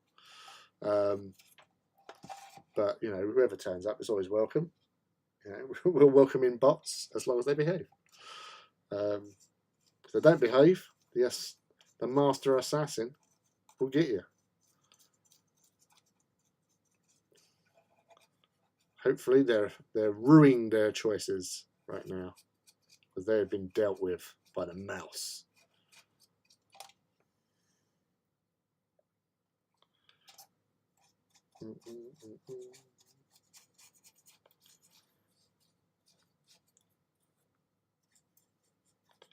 It would have been funny if they turned up earlier on when we were talking about boobers. Then we sort of like, you think, oh, well, we have been talking about that sort of thing. It can be easily taken that way.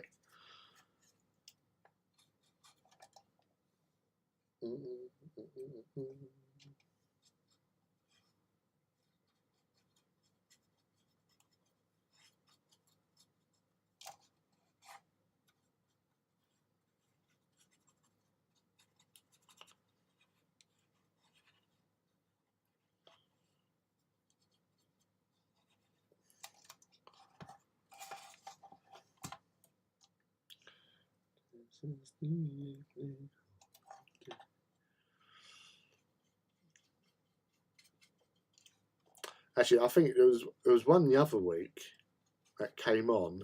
It wasn't a bot, but it was someone impersonating. Said, "Hi there, Forge. Peter North here, old porn star, and and me and the wife are sitting here watching you. We're enjoying your show." It's like, wow, random. So it definitely feels like there was somebody who may know me from somewhere, because obviously they just called me Forge. But yeah, it just went. It's just like, wow. And I just said, oh, well, welcome. You're welcome to, you know, we accept anyone, you know, all backgrounds. Doesn't matter if you used to be a porn star. And there was a porn star who was called Peter North, apparently. So.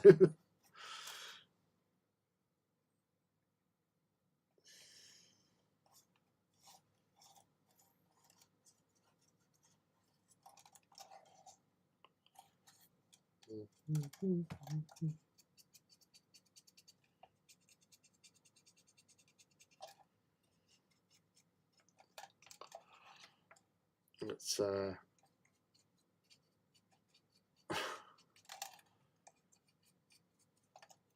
nice to get the attentions. And why not? Well, perhaps old porn stars have many hobbies. It takes all sorts. Exactly. You know, after all that bump and grinding, you might want to go home and enjoy putting together a Spartan tank.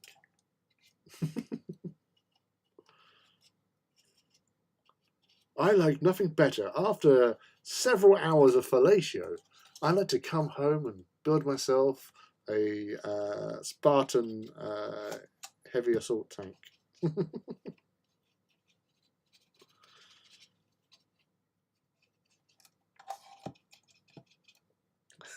Nothing more I find more pleasing.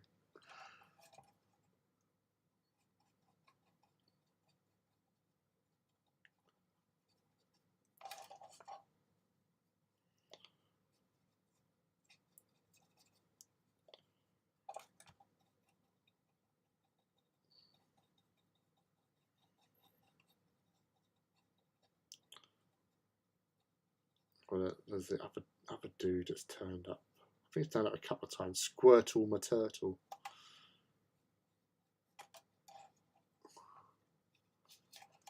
I remember these people.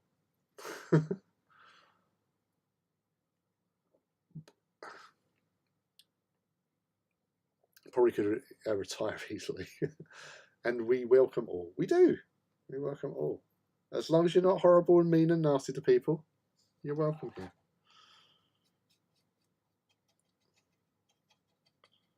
Respect everybody. Or give respect, and you will receive respect.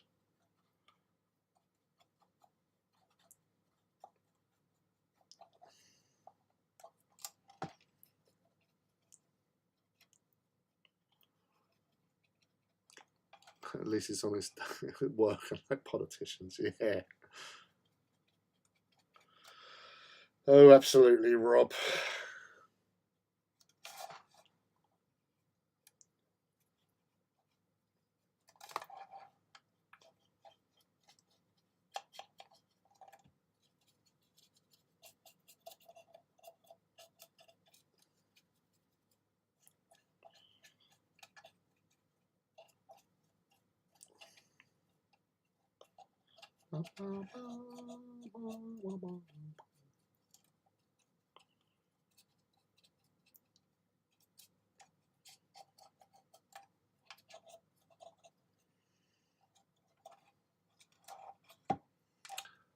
Hey, hey, Crystal, how are you?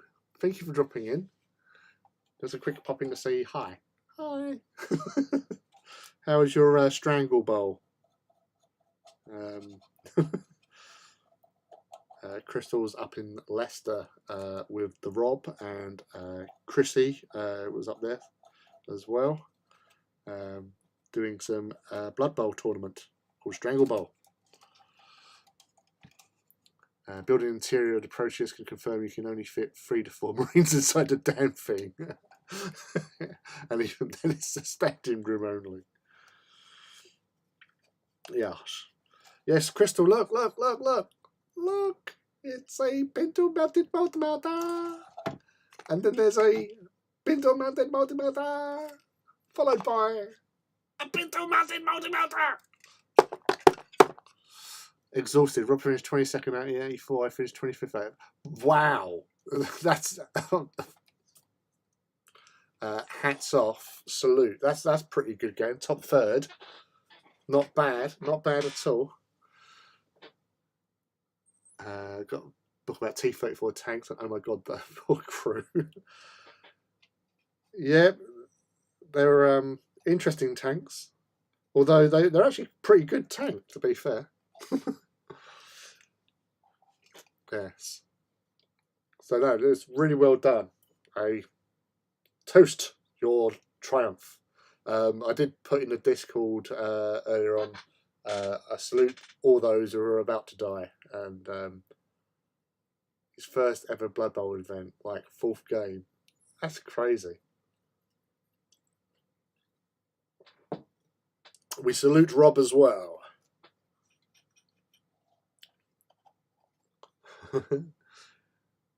Oh, you use your Black Hawks for it. Excellent. So that's, as you should remember, it was your Black Hawks that made me decide to actually get my Black Hawks. Yes, I know I haven't finished them. I will do it one day. I promise I will. Although I might need you to help me do the basing, because I want them to look cool, and you're quite good at basing. So if I have to commission you, I will commission you for basing help.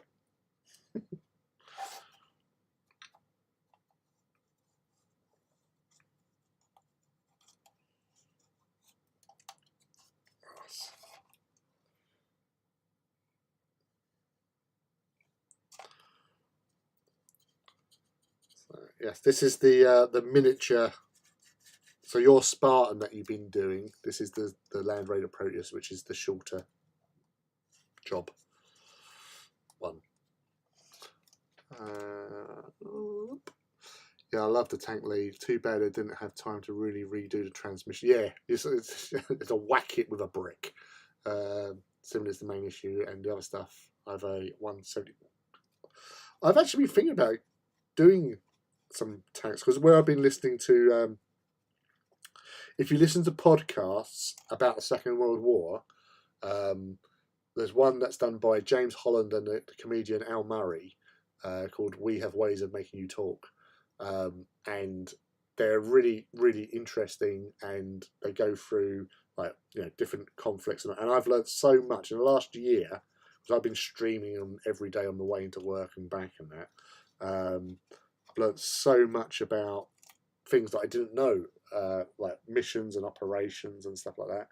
But obviously the tank side of things, you know, like the T-34 is actually considered to be quite a decent tank because, you know, it did what it needed to do and it was perfect for its environment. So yeah, because there's always that love.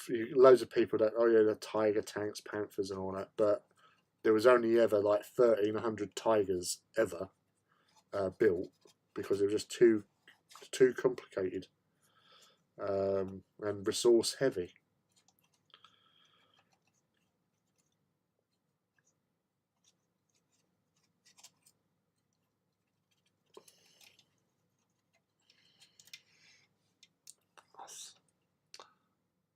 Black Hawks are awesome. I actually really enjoy Black Hawks. I do like my Skaven and Snotlings though. I don't play, I just like painting them. So much paint love. Oh, absolutely. Yes.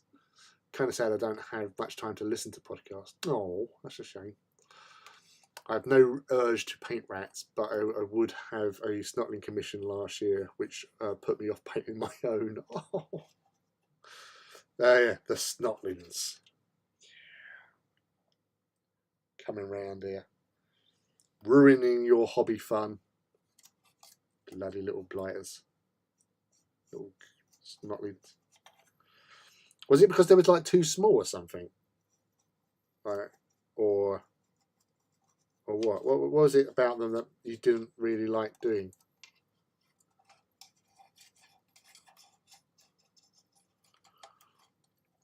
The T-37 was workman's tank. Tiger leaked like sieves in their Porsche parts for a pain. Never-ending Snotlings.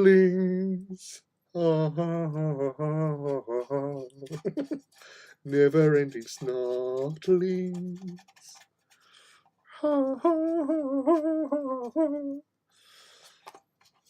Yes, I am feeling better.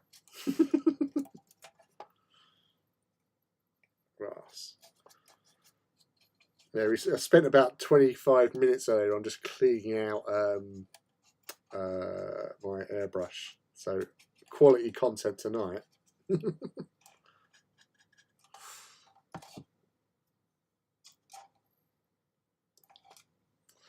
Skaven and Snotties are my favourites.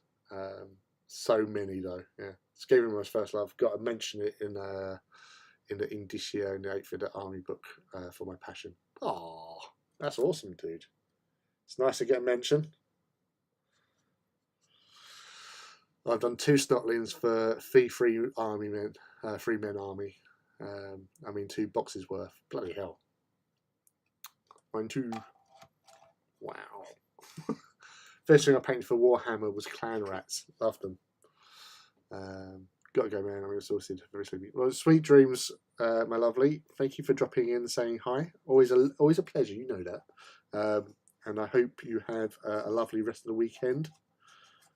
I'm sure I shall interact with you in Discord and stuff anyway. So, nighty night. Love to Rob. First trap alert, Rob.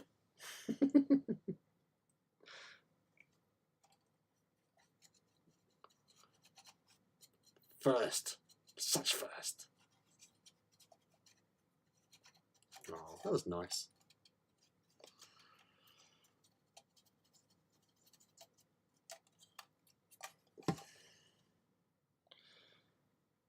See, the first time we've had decent internet and we get lovely people turning up and hanging out with us. Obviously, you're all lovely as well. You know, I'm not just showing favouritism. I might be, but we're all groovy people, and it's been nice to actually have a decent long stretch of hobby tonight so far. Yes, with all the multi-melters. All of them! Hey, Toffee Troll! Hello, dude! Lovely to see you again. Oh, sweet dreams. I was only doing scale models before. Forge World Rat Wolves are a dream come true. Going to airbrush and I need something to listen to something nice. Oh, well, welcome, dude. I'm going to be doing some airbrushing as well. I still have a box of bits dedicated for making my own wolf rats. The same, I didn't do them. My buddy bought me Never Maze to cajole me into painting more rats after the long hiatus. Have you, Judge, do you ever get hold of the bomb rats for Necromunda? I bought some in 2019. I still have them in a box, and I bought them for the fact that they've got the little candles on their heads. They look like little top hats. And you know me, I like things that look bonkers, and they definitely do look that.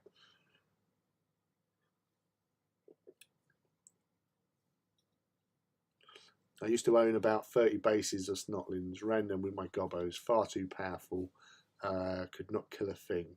Just swamp enemy units was always fun. Wolf rats in the old days were goblin wolves and rat ogre heads. Ooh, the bomb rats! I almost ordered them. Yeah, they just look, you know, again, anything that's a bit bonkers, I'm in there. I do like some bonkers stuff. Right, okay, let's see if this works. Hopefully.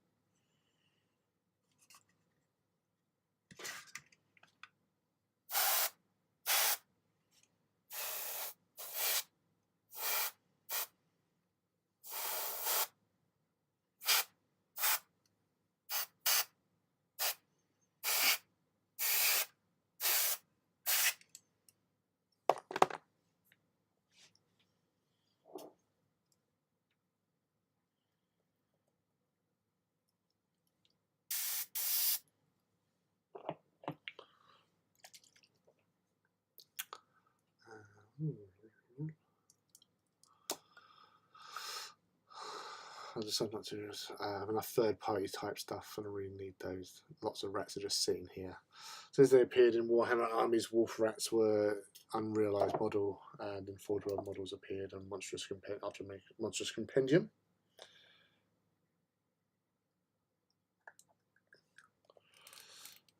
Yeah, I've done rats first. Hey, Luke. you're first after Judge and Ivy. Still saying my Skaven slaves were toasted. Oh.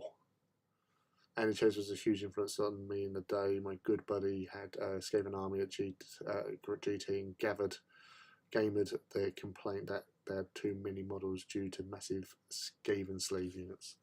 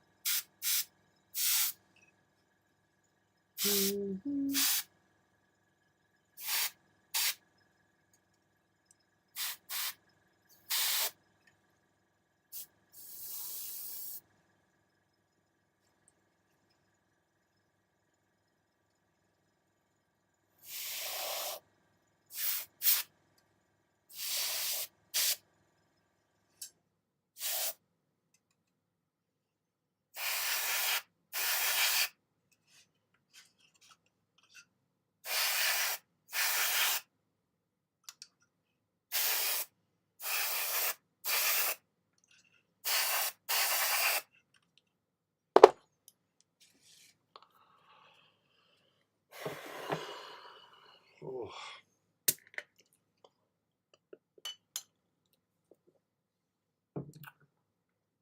If you ain't first, you last. Slaves are an epitome of Skaven philosophy. Grist for the mill if you go lads with spears. If you still play 8th edition, all is well. Yeah, I've not for a long time. It was a funny, was first time I fielded them, all 120. My son feared them off the board due to my bad placement. I miss Skaven antics, to be honest. Had Walk Fire Thrower, if I recall, blow up, hit my bell and take out my PM as well as my son's Terrorgeist in HQ. Skaven my first love, and I'm a rat fan. The Rattling gun was a game changer. So many shots. I had Skaven in Warhammer, Mordheim, and Warmaster. I am ruled out today after having a game of. I'm all ruled out today after having a game of Horus Heresy 2. Oh, right. Who was you playing against? Was you up, Matt, today?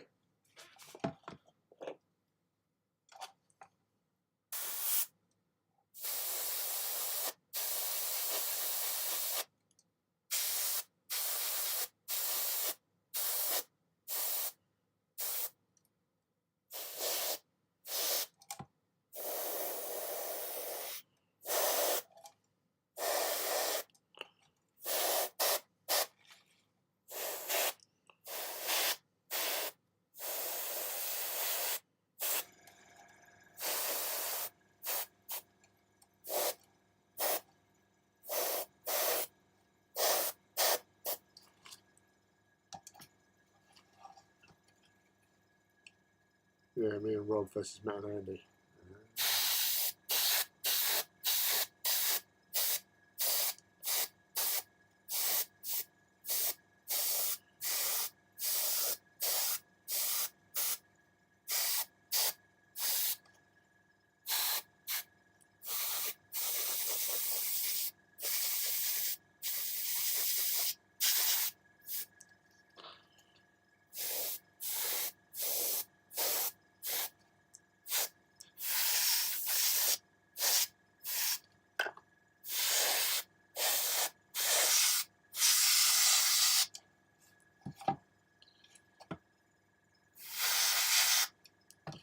Reload! I played Skaven in the 90s and they ran just if you looked at them.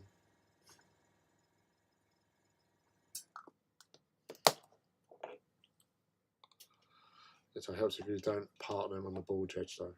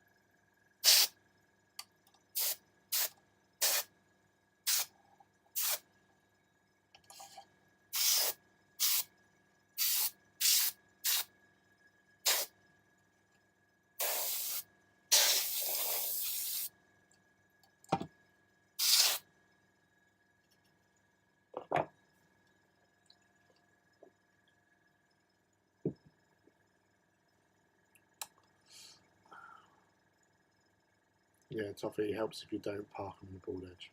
My friend flew in with one of those bone dragons and Terran. We ran, Jesus. Oh, Lord.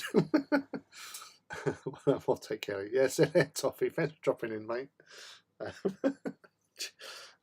Yeah, they stuck a dragon on my face. What? So I just realised there was a bit that I'd missed.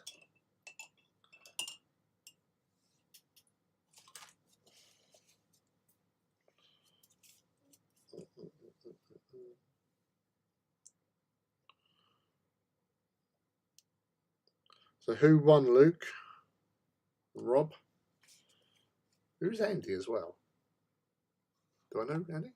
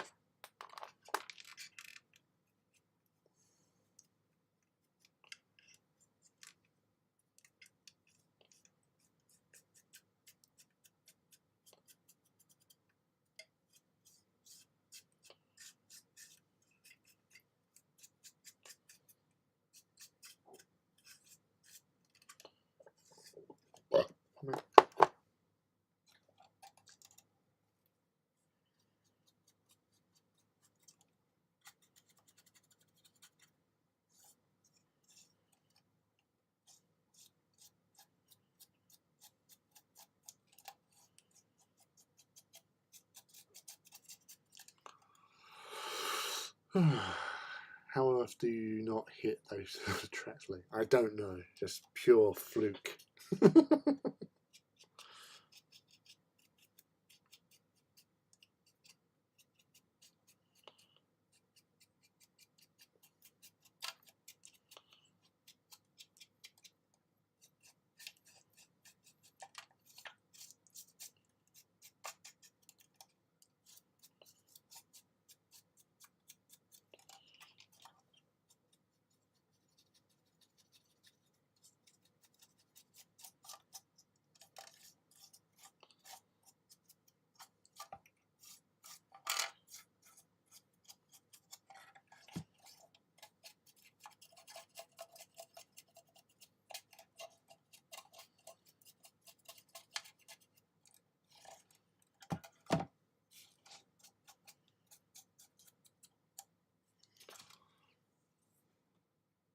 One of Matt's old friends, they did not.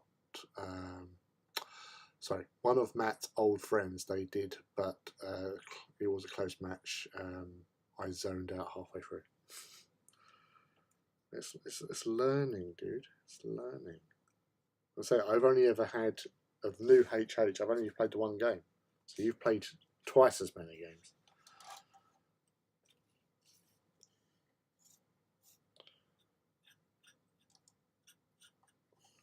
So you have like double the experience. I'm like a greenhorn.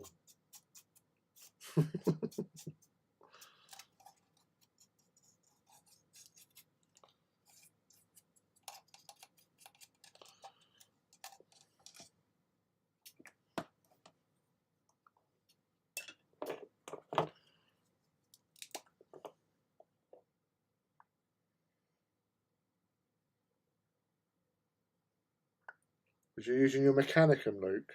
And I'll take it Rob was using. Was it like Uncle Rob or was it other Rob? I don't know if he was using his Alpha Legion.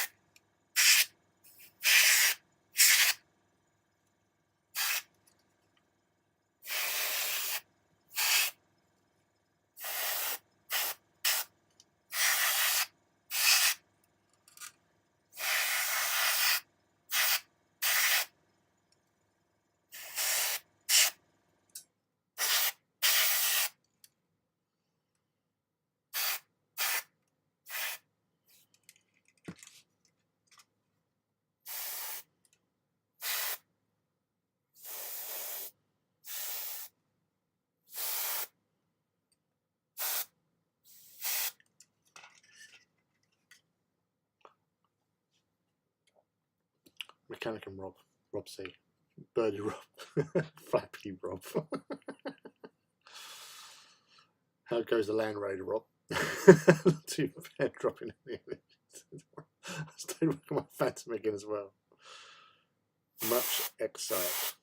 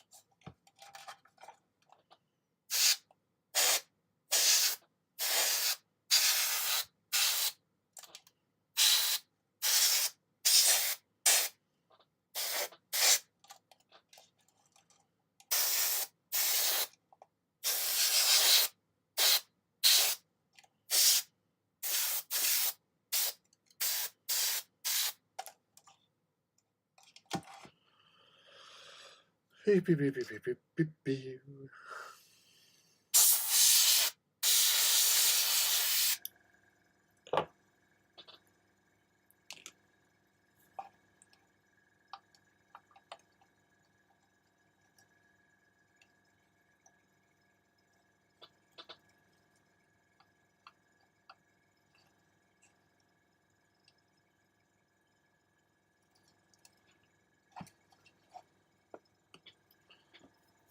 Oh, it was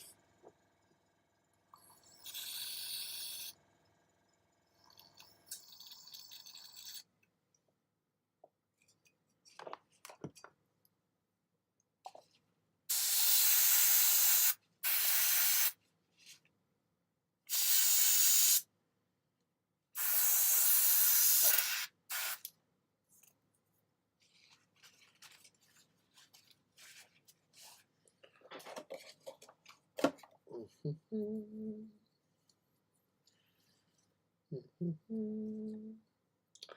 a world of pure imagination.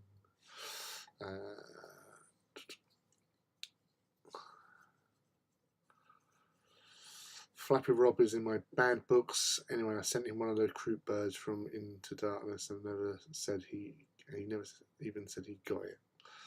Matt is just as bad. I painted some of the vertically challenged Votan creatures. Never heard if he even liked the paint job. Oh, dude. They had creatures, no, just some of the characters. Am I in your good books? I'm making you a diorama soon.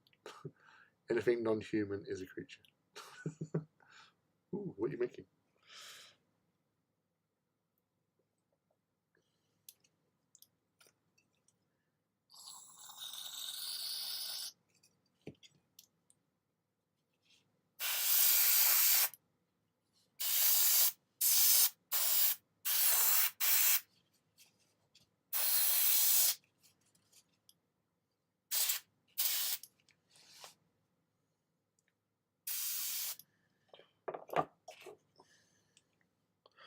Ross. Get that out of the way. Ow. Ouchie.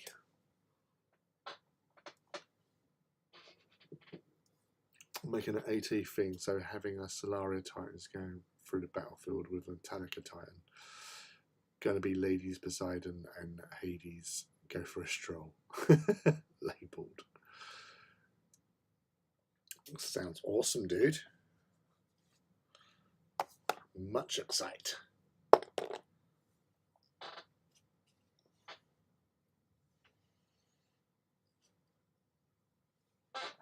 Let's put that in there.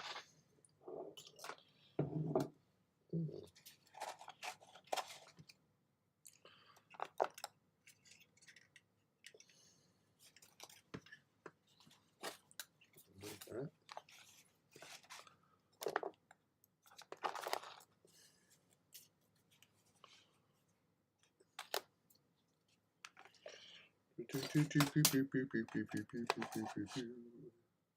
You come on.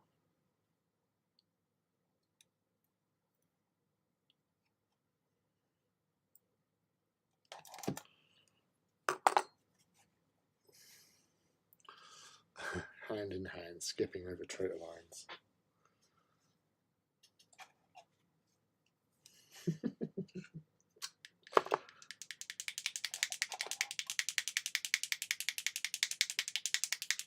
It'll look amazing, I'm sure.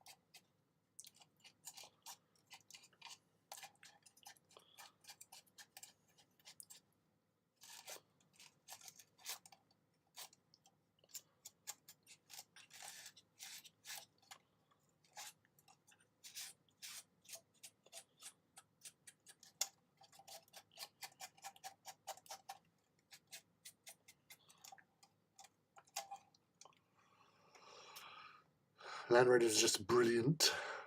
I really like all the new tank kits DW brought out. They're easy to build and they look fantastic. I thank God my arm's asleep. Kids finally didn't deign to climb off my arm. If it's not drinking your paint water, it's imprisoning you to a position.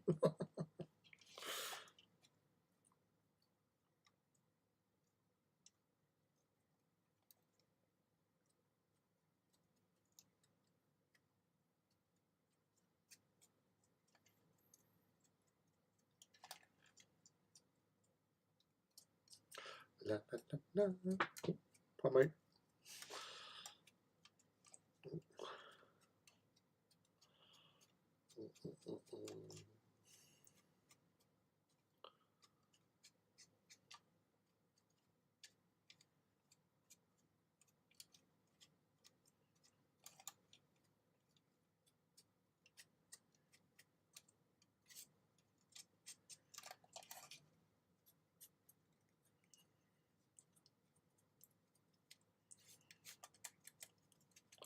La, la, la, la, la, la, la.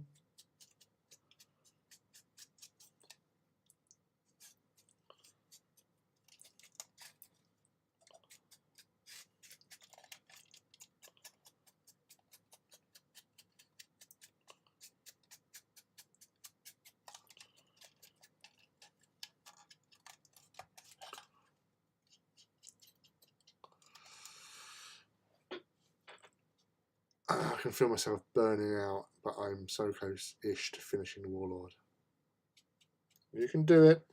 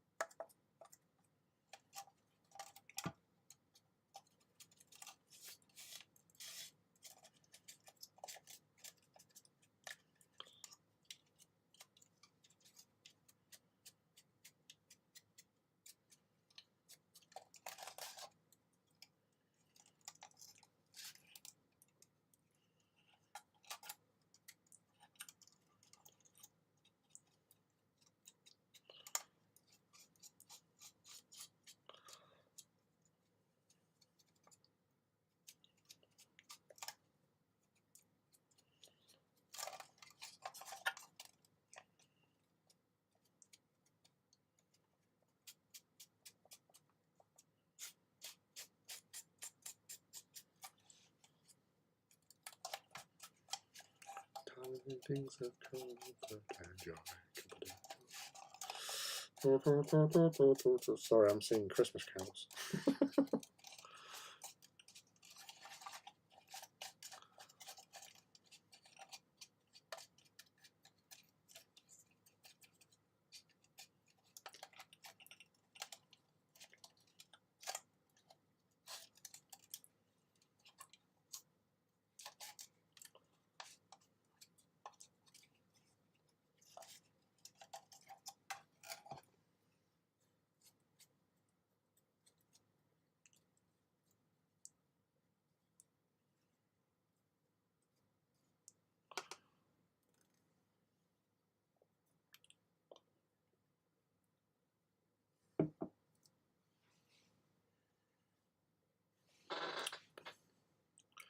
Yes, you've done epically well with your Titan building and painting, mate. So you've still got a few weeks, as Rob says, no time at all. But you've got so much done in such a short space of time, and you know what you're doing. You've sort of done this before. You've been down this road before. And you've annihilated it then. You're annihilating it now.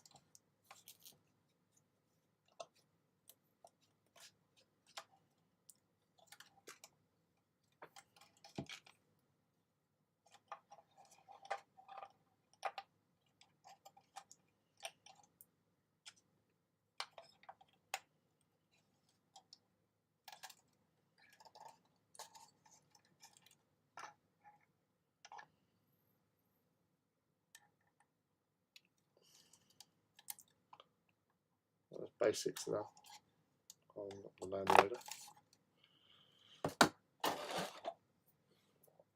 Now to run it.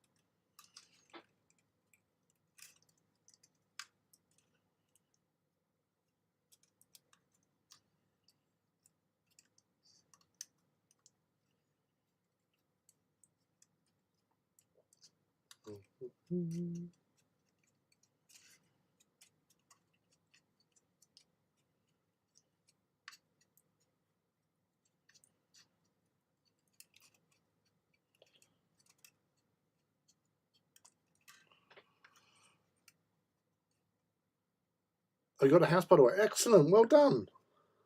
Nice. Oh, really, really pleased for you. Well done. That's so cool. And you've almost got another warlord done. It's the dream.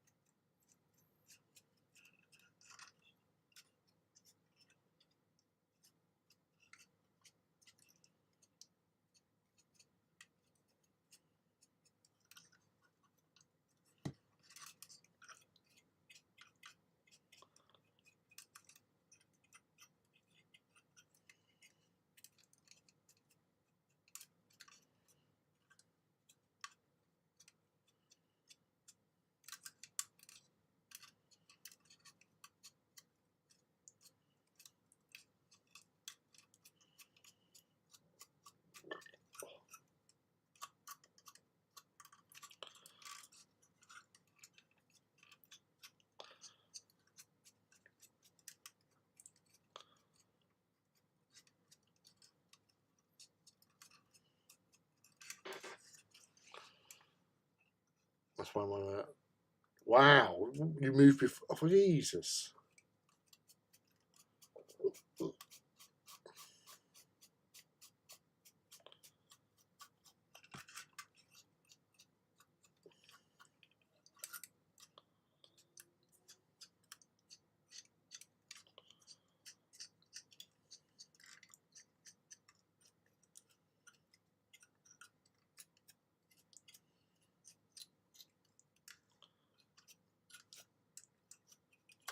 That's quite a quick turnaround as well, if you're moving in that quickly.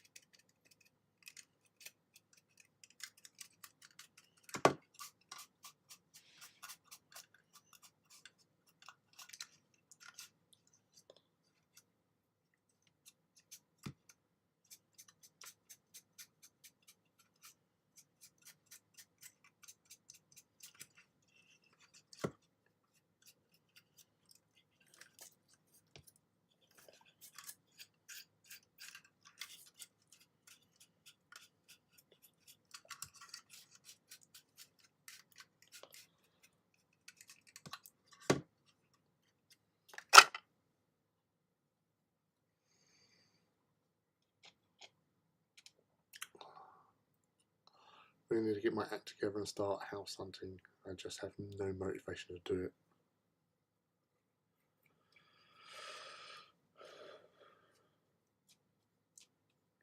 Are you a house owner at the moment, Rob, or are you renting?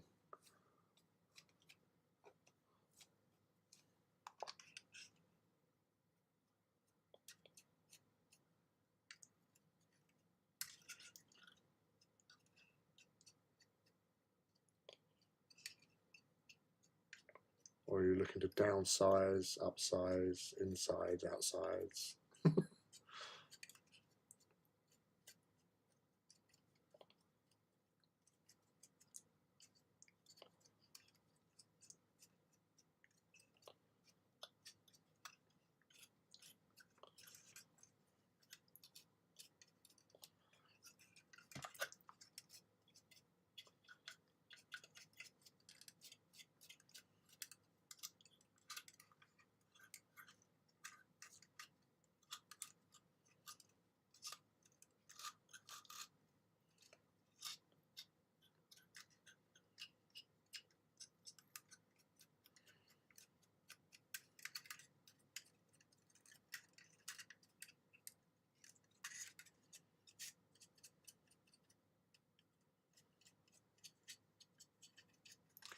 I ran both. I didn't want to say, oh, nice.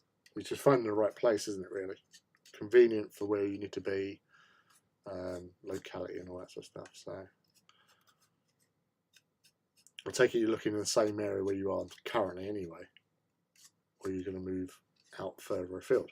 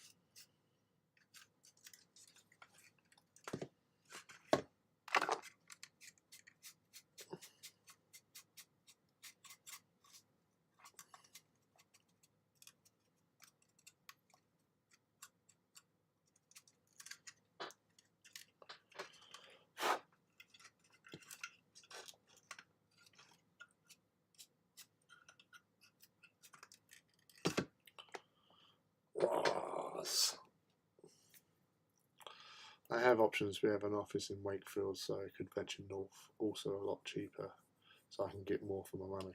That is true.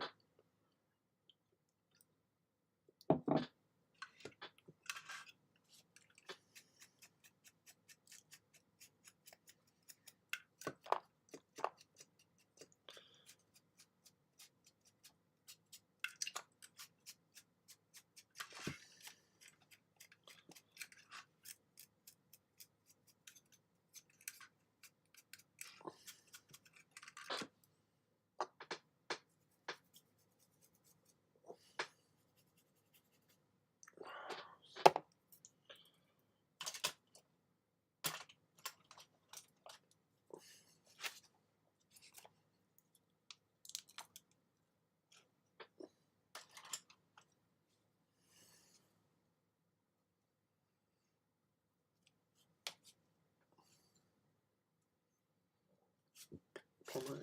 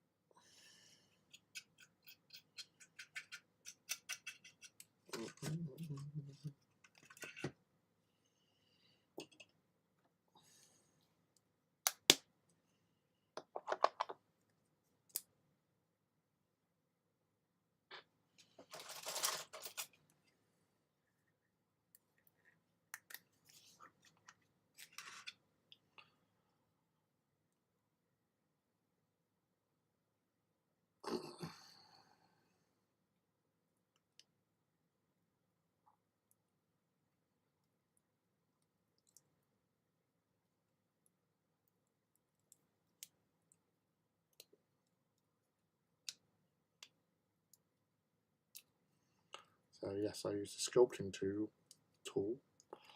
to get rid of dried paint and it's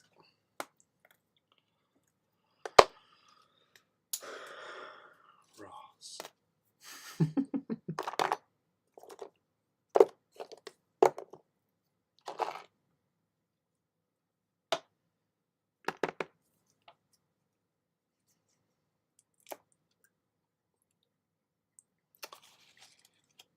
Could have been neighbours.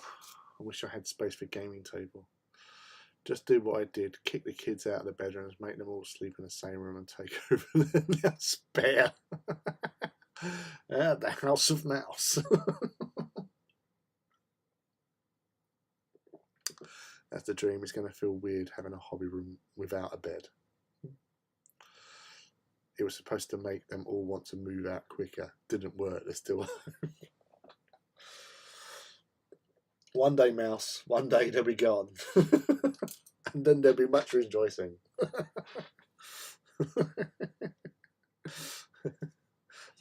They'll be phoning you up. And you're going, sorry, hon, you're going to have to talk up louder. We're having a party. You never had parties when we were there. Can you see why? We didn't want you here. Living a dream.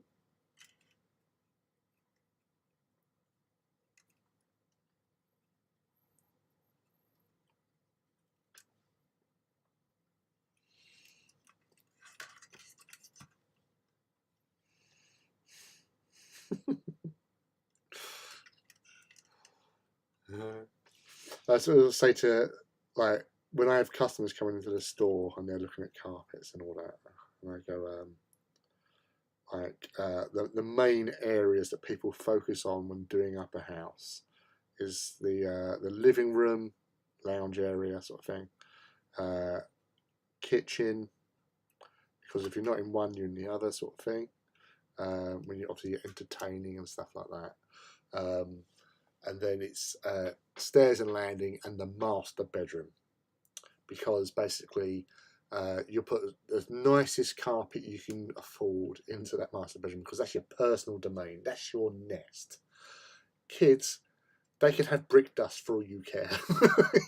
You don't want them getting comfortable, you want them out. Well, mate. But yeah, it's true. People just, kids, the kids.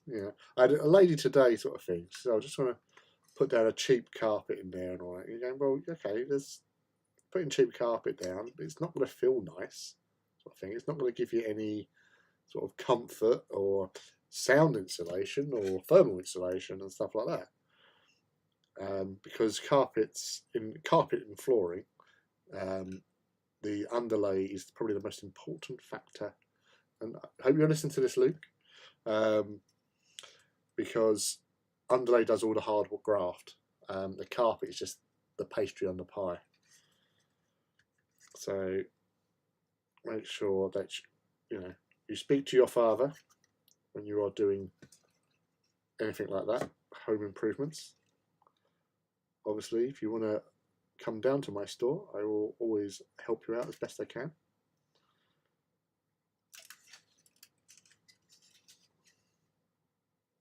Same goes for you as well, Mouse and Rob. Obviously, Mouse might be a little bit harder to get carpeted or any sort of flooring done for you. Yeah, distance, a bit of a trek. But the offer is there still.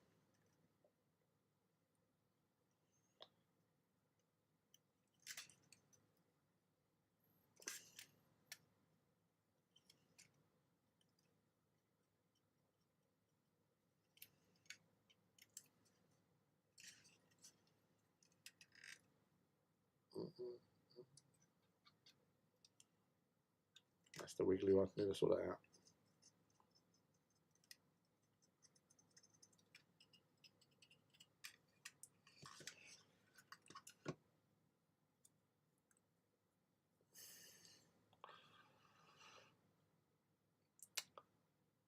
I remember from the other day, you start from £8 and go up to 12, then 20. No, the dearest one we do is £12 a metre, but obviously you will get. I wouldn't go with the £12 one. I'd go with the one below that because it's a better, longer lasting, durable underlay.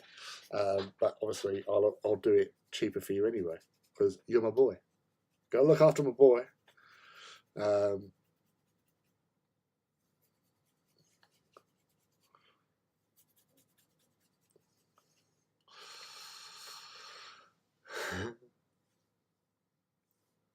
Don't get it wrong, I love them, but I can't wait to miss them. And rugs, they love rugs. Sound is a big difference for our house now with the new flooring in. But I quite like pastry. Yeah, but when you're buying a pie, you're not buying it because of the pastry on top. You're buying it for the filling. Unless you're just one of those monsters that just rip the tops off pies, throw the bottom part away, and just nom nom nom nom nom nom. You're not a monster, are you, Rob?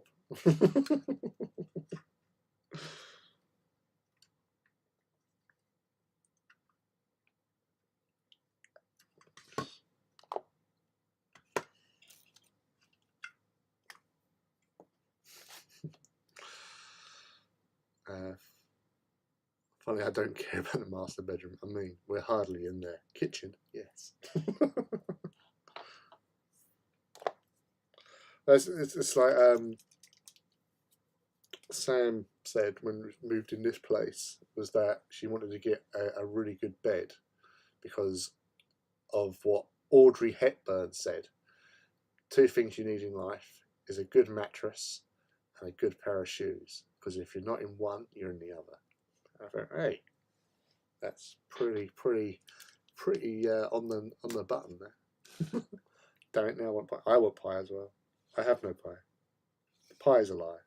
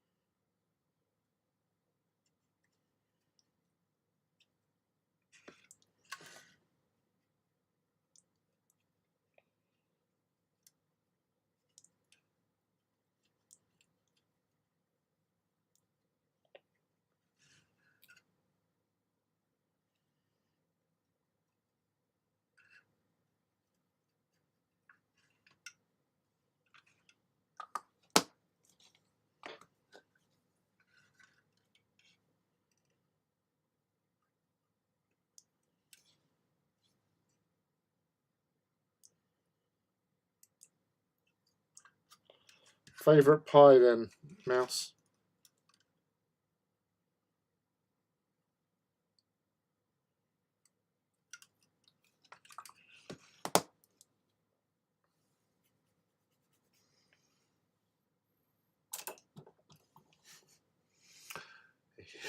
We had to get a good mattress by default. Hubby's 6'5". You can hardly fit in most otherwise.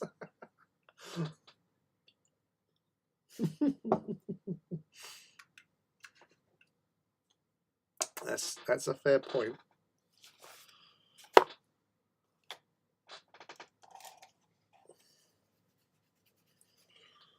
Ross. Pecan. Pelican. Sugar and more sugar. All the sugar! Right. Let's do a flyby with the camera, shall we? So, ooh.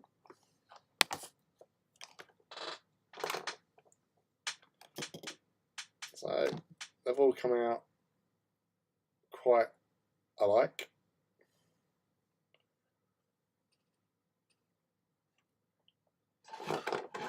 Oh. Oh. Ah.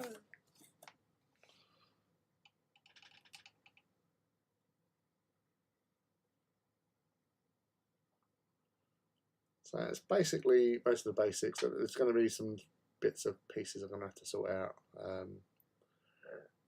But that's basically pretty much them with those.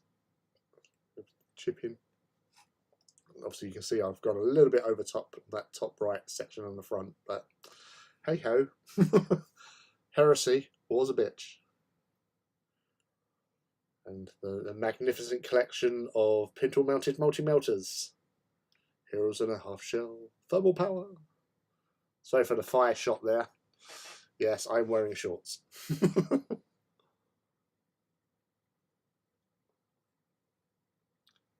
Only to focus that.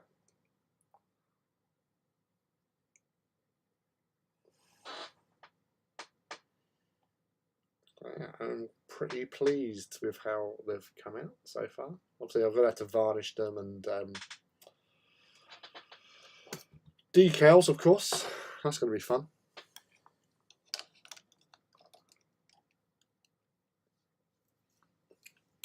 Pucker meat and potato for savoury, apple for sweet. Nice.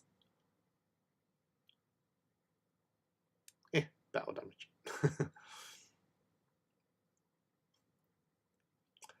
Only thing that bugs me is those completely naked tracks. So easy to mess up in real life. Yeah. That's showing off. But that's the thing, isn't it? Because these ones were the obviously based on the original World War I tanks. But yeah, I'm pretty pleased. As I say, it's an iconic. It's an iconic tank. So there's still lots of detail stuff to be done, but that is the general shebang of these things. Let's find that. Have I got any glue here?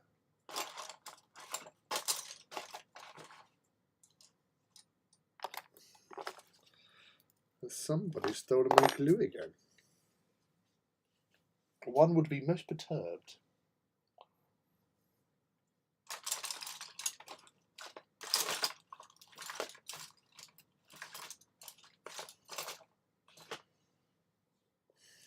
Just try.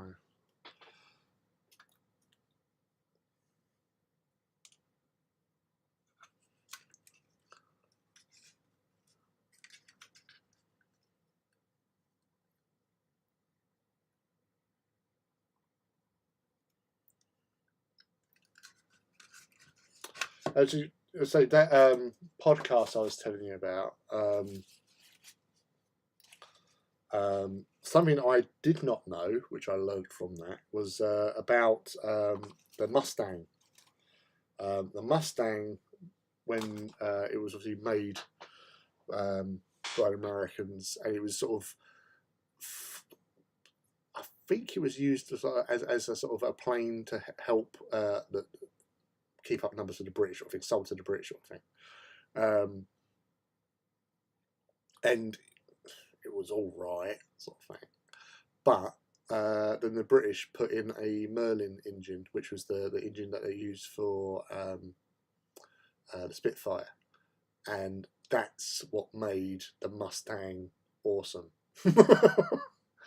So it was like, yeah, we've got this airframe. There you go.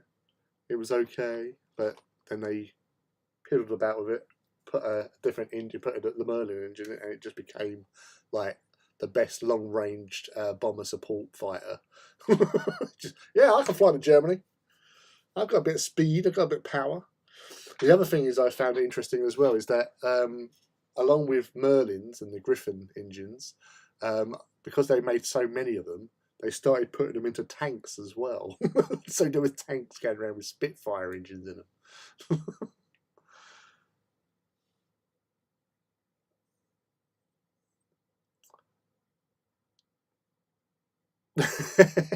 So heed. The tracks are just for show. It's the Flintstone situation going on underneath.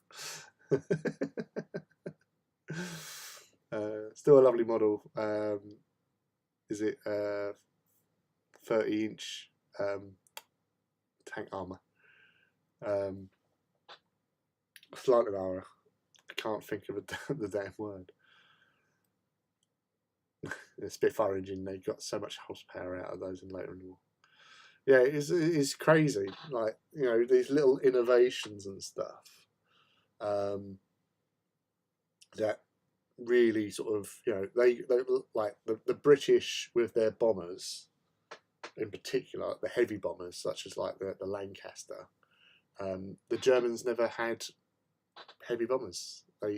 And I think one of the long things I've learned from listening to this podcast is like they got so fixated on certain things, and I've heard this from other historians as well. It's like with the Germans, if they'd sort of stopped around like I think it was like the Panzer IV or the Panzer III or something like that, but, and then instead of just making bigger, heavier tanks, just did more of them and variations, could have made a huge difference to their war effort. There was actually quite an interesting thing as well, is that as the war was sort of like the phony war, 1939 sort of thing, before the war properly kicked off, Britain went about and basically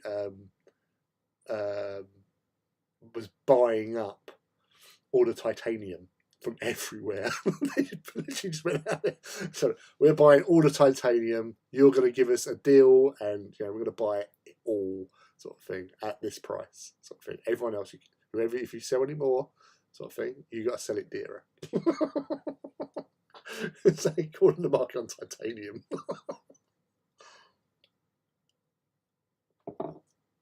That was the thing as well, is Germany being a landlocked country in the middle of Europe, and you don't have access to the world's oceans, whereas Britain did, and it had the largest navy up until later in the World War II. Obviously, once the Americans started their sort of march to world domination, but it was just so mental. And the other thing was about D-Day. That was obviously, like, you watch like Private Ryan and like Band of Brothers and all that sort of stuff, but D-Day was a British operation. it was us Brits. It was our operation of what we was doing and stuff. And the Navy was totally in charge of that area in the Channel. It was crazy. It was so informative, and like you just never even knew, because you know, because we watched like things like Band of Brothers and all these other films and all that sort of stuff, everyone just assumes it was the Americans that planned out D-Day, and it wasn't. It was the Brits. Eisenhower was overall supreme commander, but it was British strategic planning that got it all going. Who else would have swimming tanks? Yeah.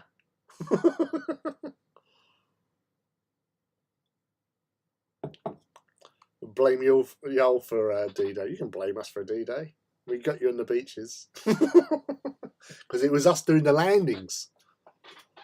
A lot of those landing craft were British auxiliary naval forces.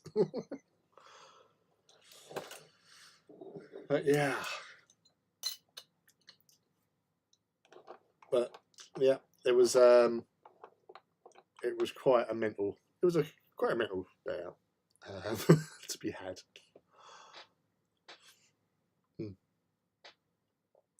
I mean, I don't know what the hell it's called, but the shells lose power, so don't penetrate. And... Oh, 30 degrees, yeah. Fish, we have swimming tanks. Yeah, there's a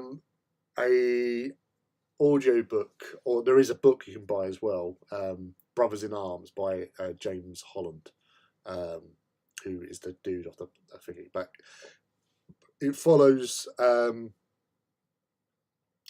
this group called I've probably mentioned before, the Sherwood Rangers Yeomanry.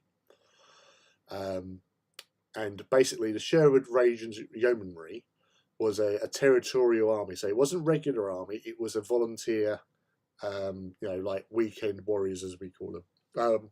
Kind of like, in a way, not well, the National Guard is something different, but with the territorial army units were basically people that would go do some training and then like go home and stuff like that. But obviously, when the war was starting, territorial armies units do get called into service. So the Sherwood Rangers in 1939 were out in the Middle East, in like Saudi Arabia area sort of thing, and they, as I said, were a cavalry unit. So a lot of people that served in that were good with horses, or were like gamekeepers and stuff like that. So like, they're of the land sort of thing. They were the last British force to perform a cavalry charge in battle. They then got updated because they thought, hold on, cavalry's outdated, we can't be doing cavalry anymore. So they got turned into an artillery unit and basically given cannons and artillery stuff. And then this new innovation, like obviously, newer innovations of tanks, they were made into a tank regiment. And they basically served throughout the entirety of the war.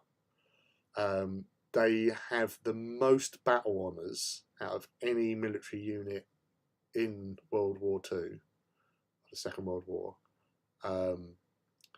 Something like 32 battle honours, 17 of which were from D-Day onwards. And they were a volunteer force. They weren't regular army, but they basically were there, and they were going around in their Shermans and stuff. And it's a really, really sort of, it tells the story of these people, and like from all walks of life, and their friendships, their bonds between each other, and all that sort of thing. And I can't recommend it enough. It is a really, really great story of what happened to these soldiers during the Second World War, sort of thing. It's definitely worth checking out if you do read books or listen to audiobooks.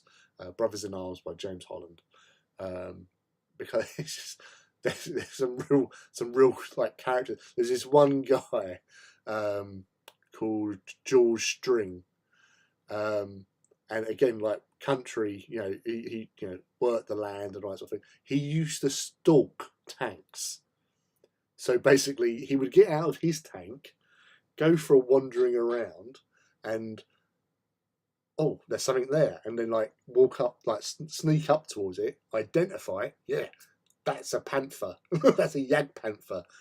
That's a bloody a tiger. And then he would go back to his tank and go, yeah, it's over there. Get it? And he's basically a tank ace. He just like him and his tank, which was because he had like three like Alpha, like Bravo and Charlie company sort of thing. So A, B, C companies. And what they wanted to do, they got told they had to name their tanks for identification and stuff like that. So a company would have to have names beginning with A. And George Strings said, "Oh, we will call ours Achilles, sort of thing, because Achilles is legendary warrior, Troy and all that sort of stuff." And his driver, who was kind of painting it on, he didn't know how to spell Achilles, so he put Aquila. And they saw it. They said, "Well, that's fair enough. It's pretty much what he does." And yeah, and he went around and he become like a tank ace. He killed the most tanks in that regiment over the course of the war and stuff. In him and his tank Aquila. But yeah, there was so much. Like there's so many great bits because it's all used like interviews from survivors. There was another guy. Oh Jesus! Oh, whose name I can. Oh, damn it! He was. He used to play cricket, but he was like it wasn't his main thing. But he went into the SAS and basically done all the training in the SAS and this, that, and the other. Done a few missions, and then there was a situation where he was basically he didn't work out for him with like a superior officer, and he was basically said, "You're either going to get court-martialed, or you join another unit." And he knew somebody who was in the Sherwood Rangers, and he knew him through. He was either playing rugby or playing cricket, and they just had a chance meeting, and they said, "Oh yeah, we need people to like good people for officers in tanks and stuff. I'll get you in." And so he went and joined them. And he would basically do like sapper missions. Like him and a couple of guys were told to go and check the routes down to the Rhine. This is obviously later in the war when they were going across the Rhine. They said like, "We got to get down there. I want you to go down there because you're like super sneaky, stealthy ninja commando dude. When you go down there and check it, get visualization so you can lead your B squadron across and all that sort of stuff." And like he's going through the dark with these two sappers, and like there's a couple of Germans with an MG34, like just like talking and all that sort of stuff. And it's like, right, yeah, we know where they are. And so we take them out. I said, no, we go check out, and they've gone down further, made sure that of the route, came back, luzzed a couple of grenades on the way back and gone. And then next morning he's led in his tank straight through and across into Germany. I think it was like the first units into Germany, technically. Something like that, or the first British force into Germany. I'm not sure. But yeah, there's so many like characters in there. And he's really, really great tale. And it's all based on fact. And on like their letters, James Holland got so much access. Like he's interviewed the few Stan Perry. That he was the last of the. He actually died last year, which he'd attended a because they do actually do like a yearly sort of festival of Second World War stuff called Warfest. And they got Stan Perry to go down and talk. And so they did that, and then like 3 weeks afterwards, he died. And they played his like talk that he had at Warfest. But yeah, it was just like, getting all, and some of the people they've had like, and they've interviewed in there, like Colin Bell, I think his name is, who's used to be a mosquito pilot, and you're thinking like you're in your 90s, like really like late 90s, and yet you speak so like clear and with such great focus on what you did, sort of thing. It's such a and that's one of the things I liked about this podcast, is that they examine stuff. They have a little bit of a laugh and a joke and all that sort of stuff, but it's all the stuff that I've learned from there is just amazing. And so like these interviews with survivors, they've spoken to like survivors, like Jewish survivors of like concentration camps and stuff like that. And you hear their stories and stuff. It's just amazing. It really is. And again, that's why I said, like, if you do listen to podcasts, it's definitely worth checking out, because I've learned so much.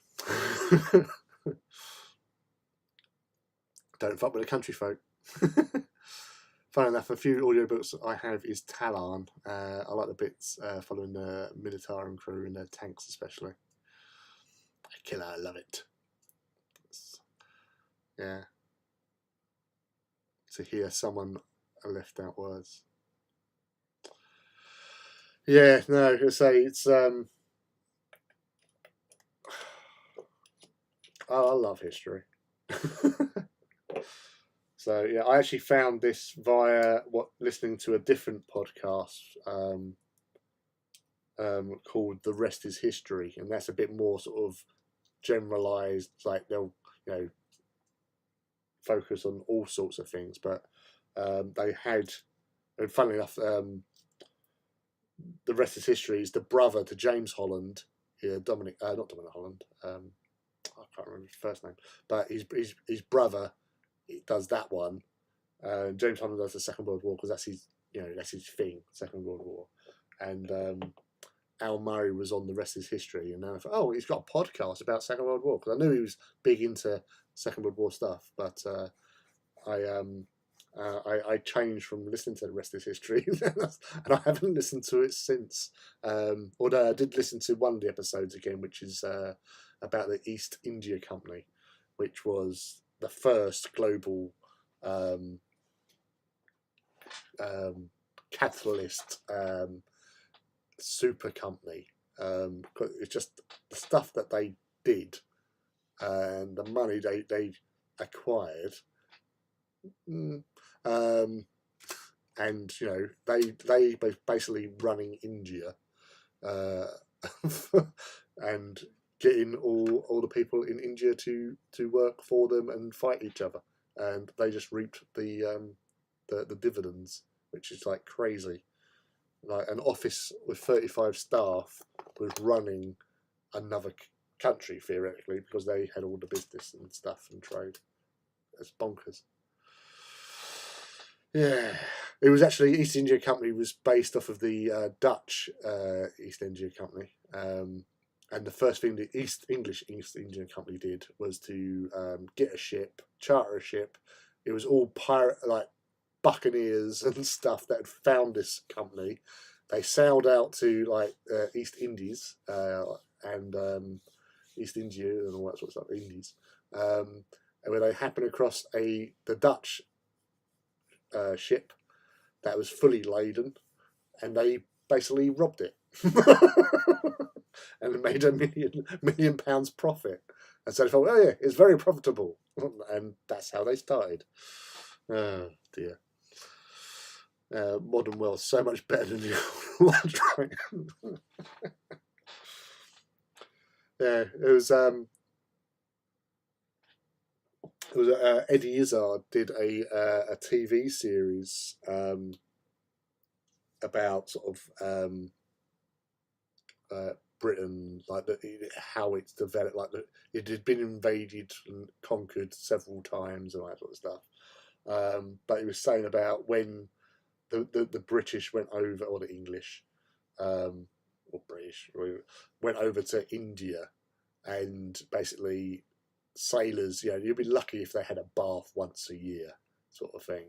Hygiene was not high on there, and they've turned up, and you've got all these like Indian, like royal family and all that, and they refuse to see them for ages, sort of thing, because they're like, oh, they're unkempt, smelly people, and it was India that introduced sort of soap to, to the English and stuff, and then they've come back, sort of thing, after like eventually meeting and like learning stuff and dealing and trading, negotiating, all that stuff.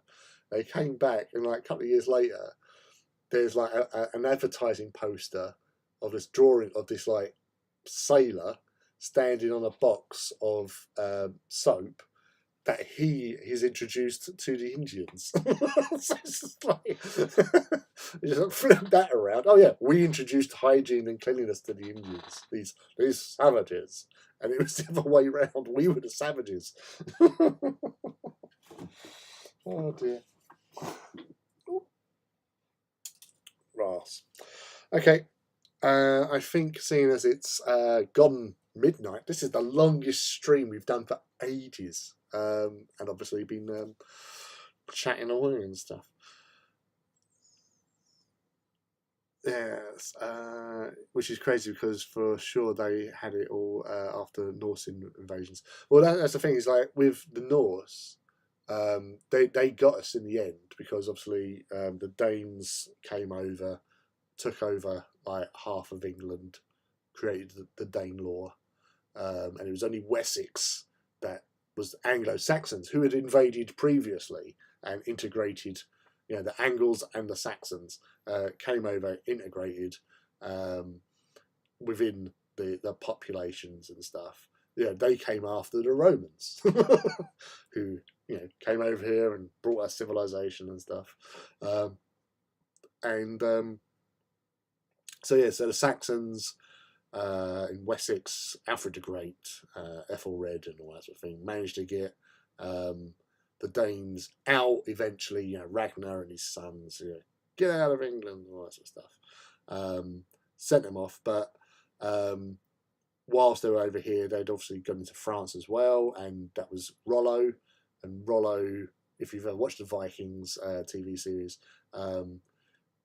makes agreement with the kings of France, and they get given land to settle, which becomes Normandy. And a generation or two later, these now culturally enhanced Vikings, technically, because they become more civilized and followed the way of knightly chivalry and all that sort of stuff. They decided to come back to England and conquered it then. So which we are still technically under Norman rule. So that's why you got the aristocracy, because they are all based off of like French Norman descent. So yes. So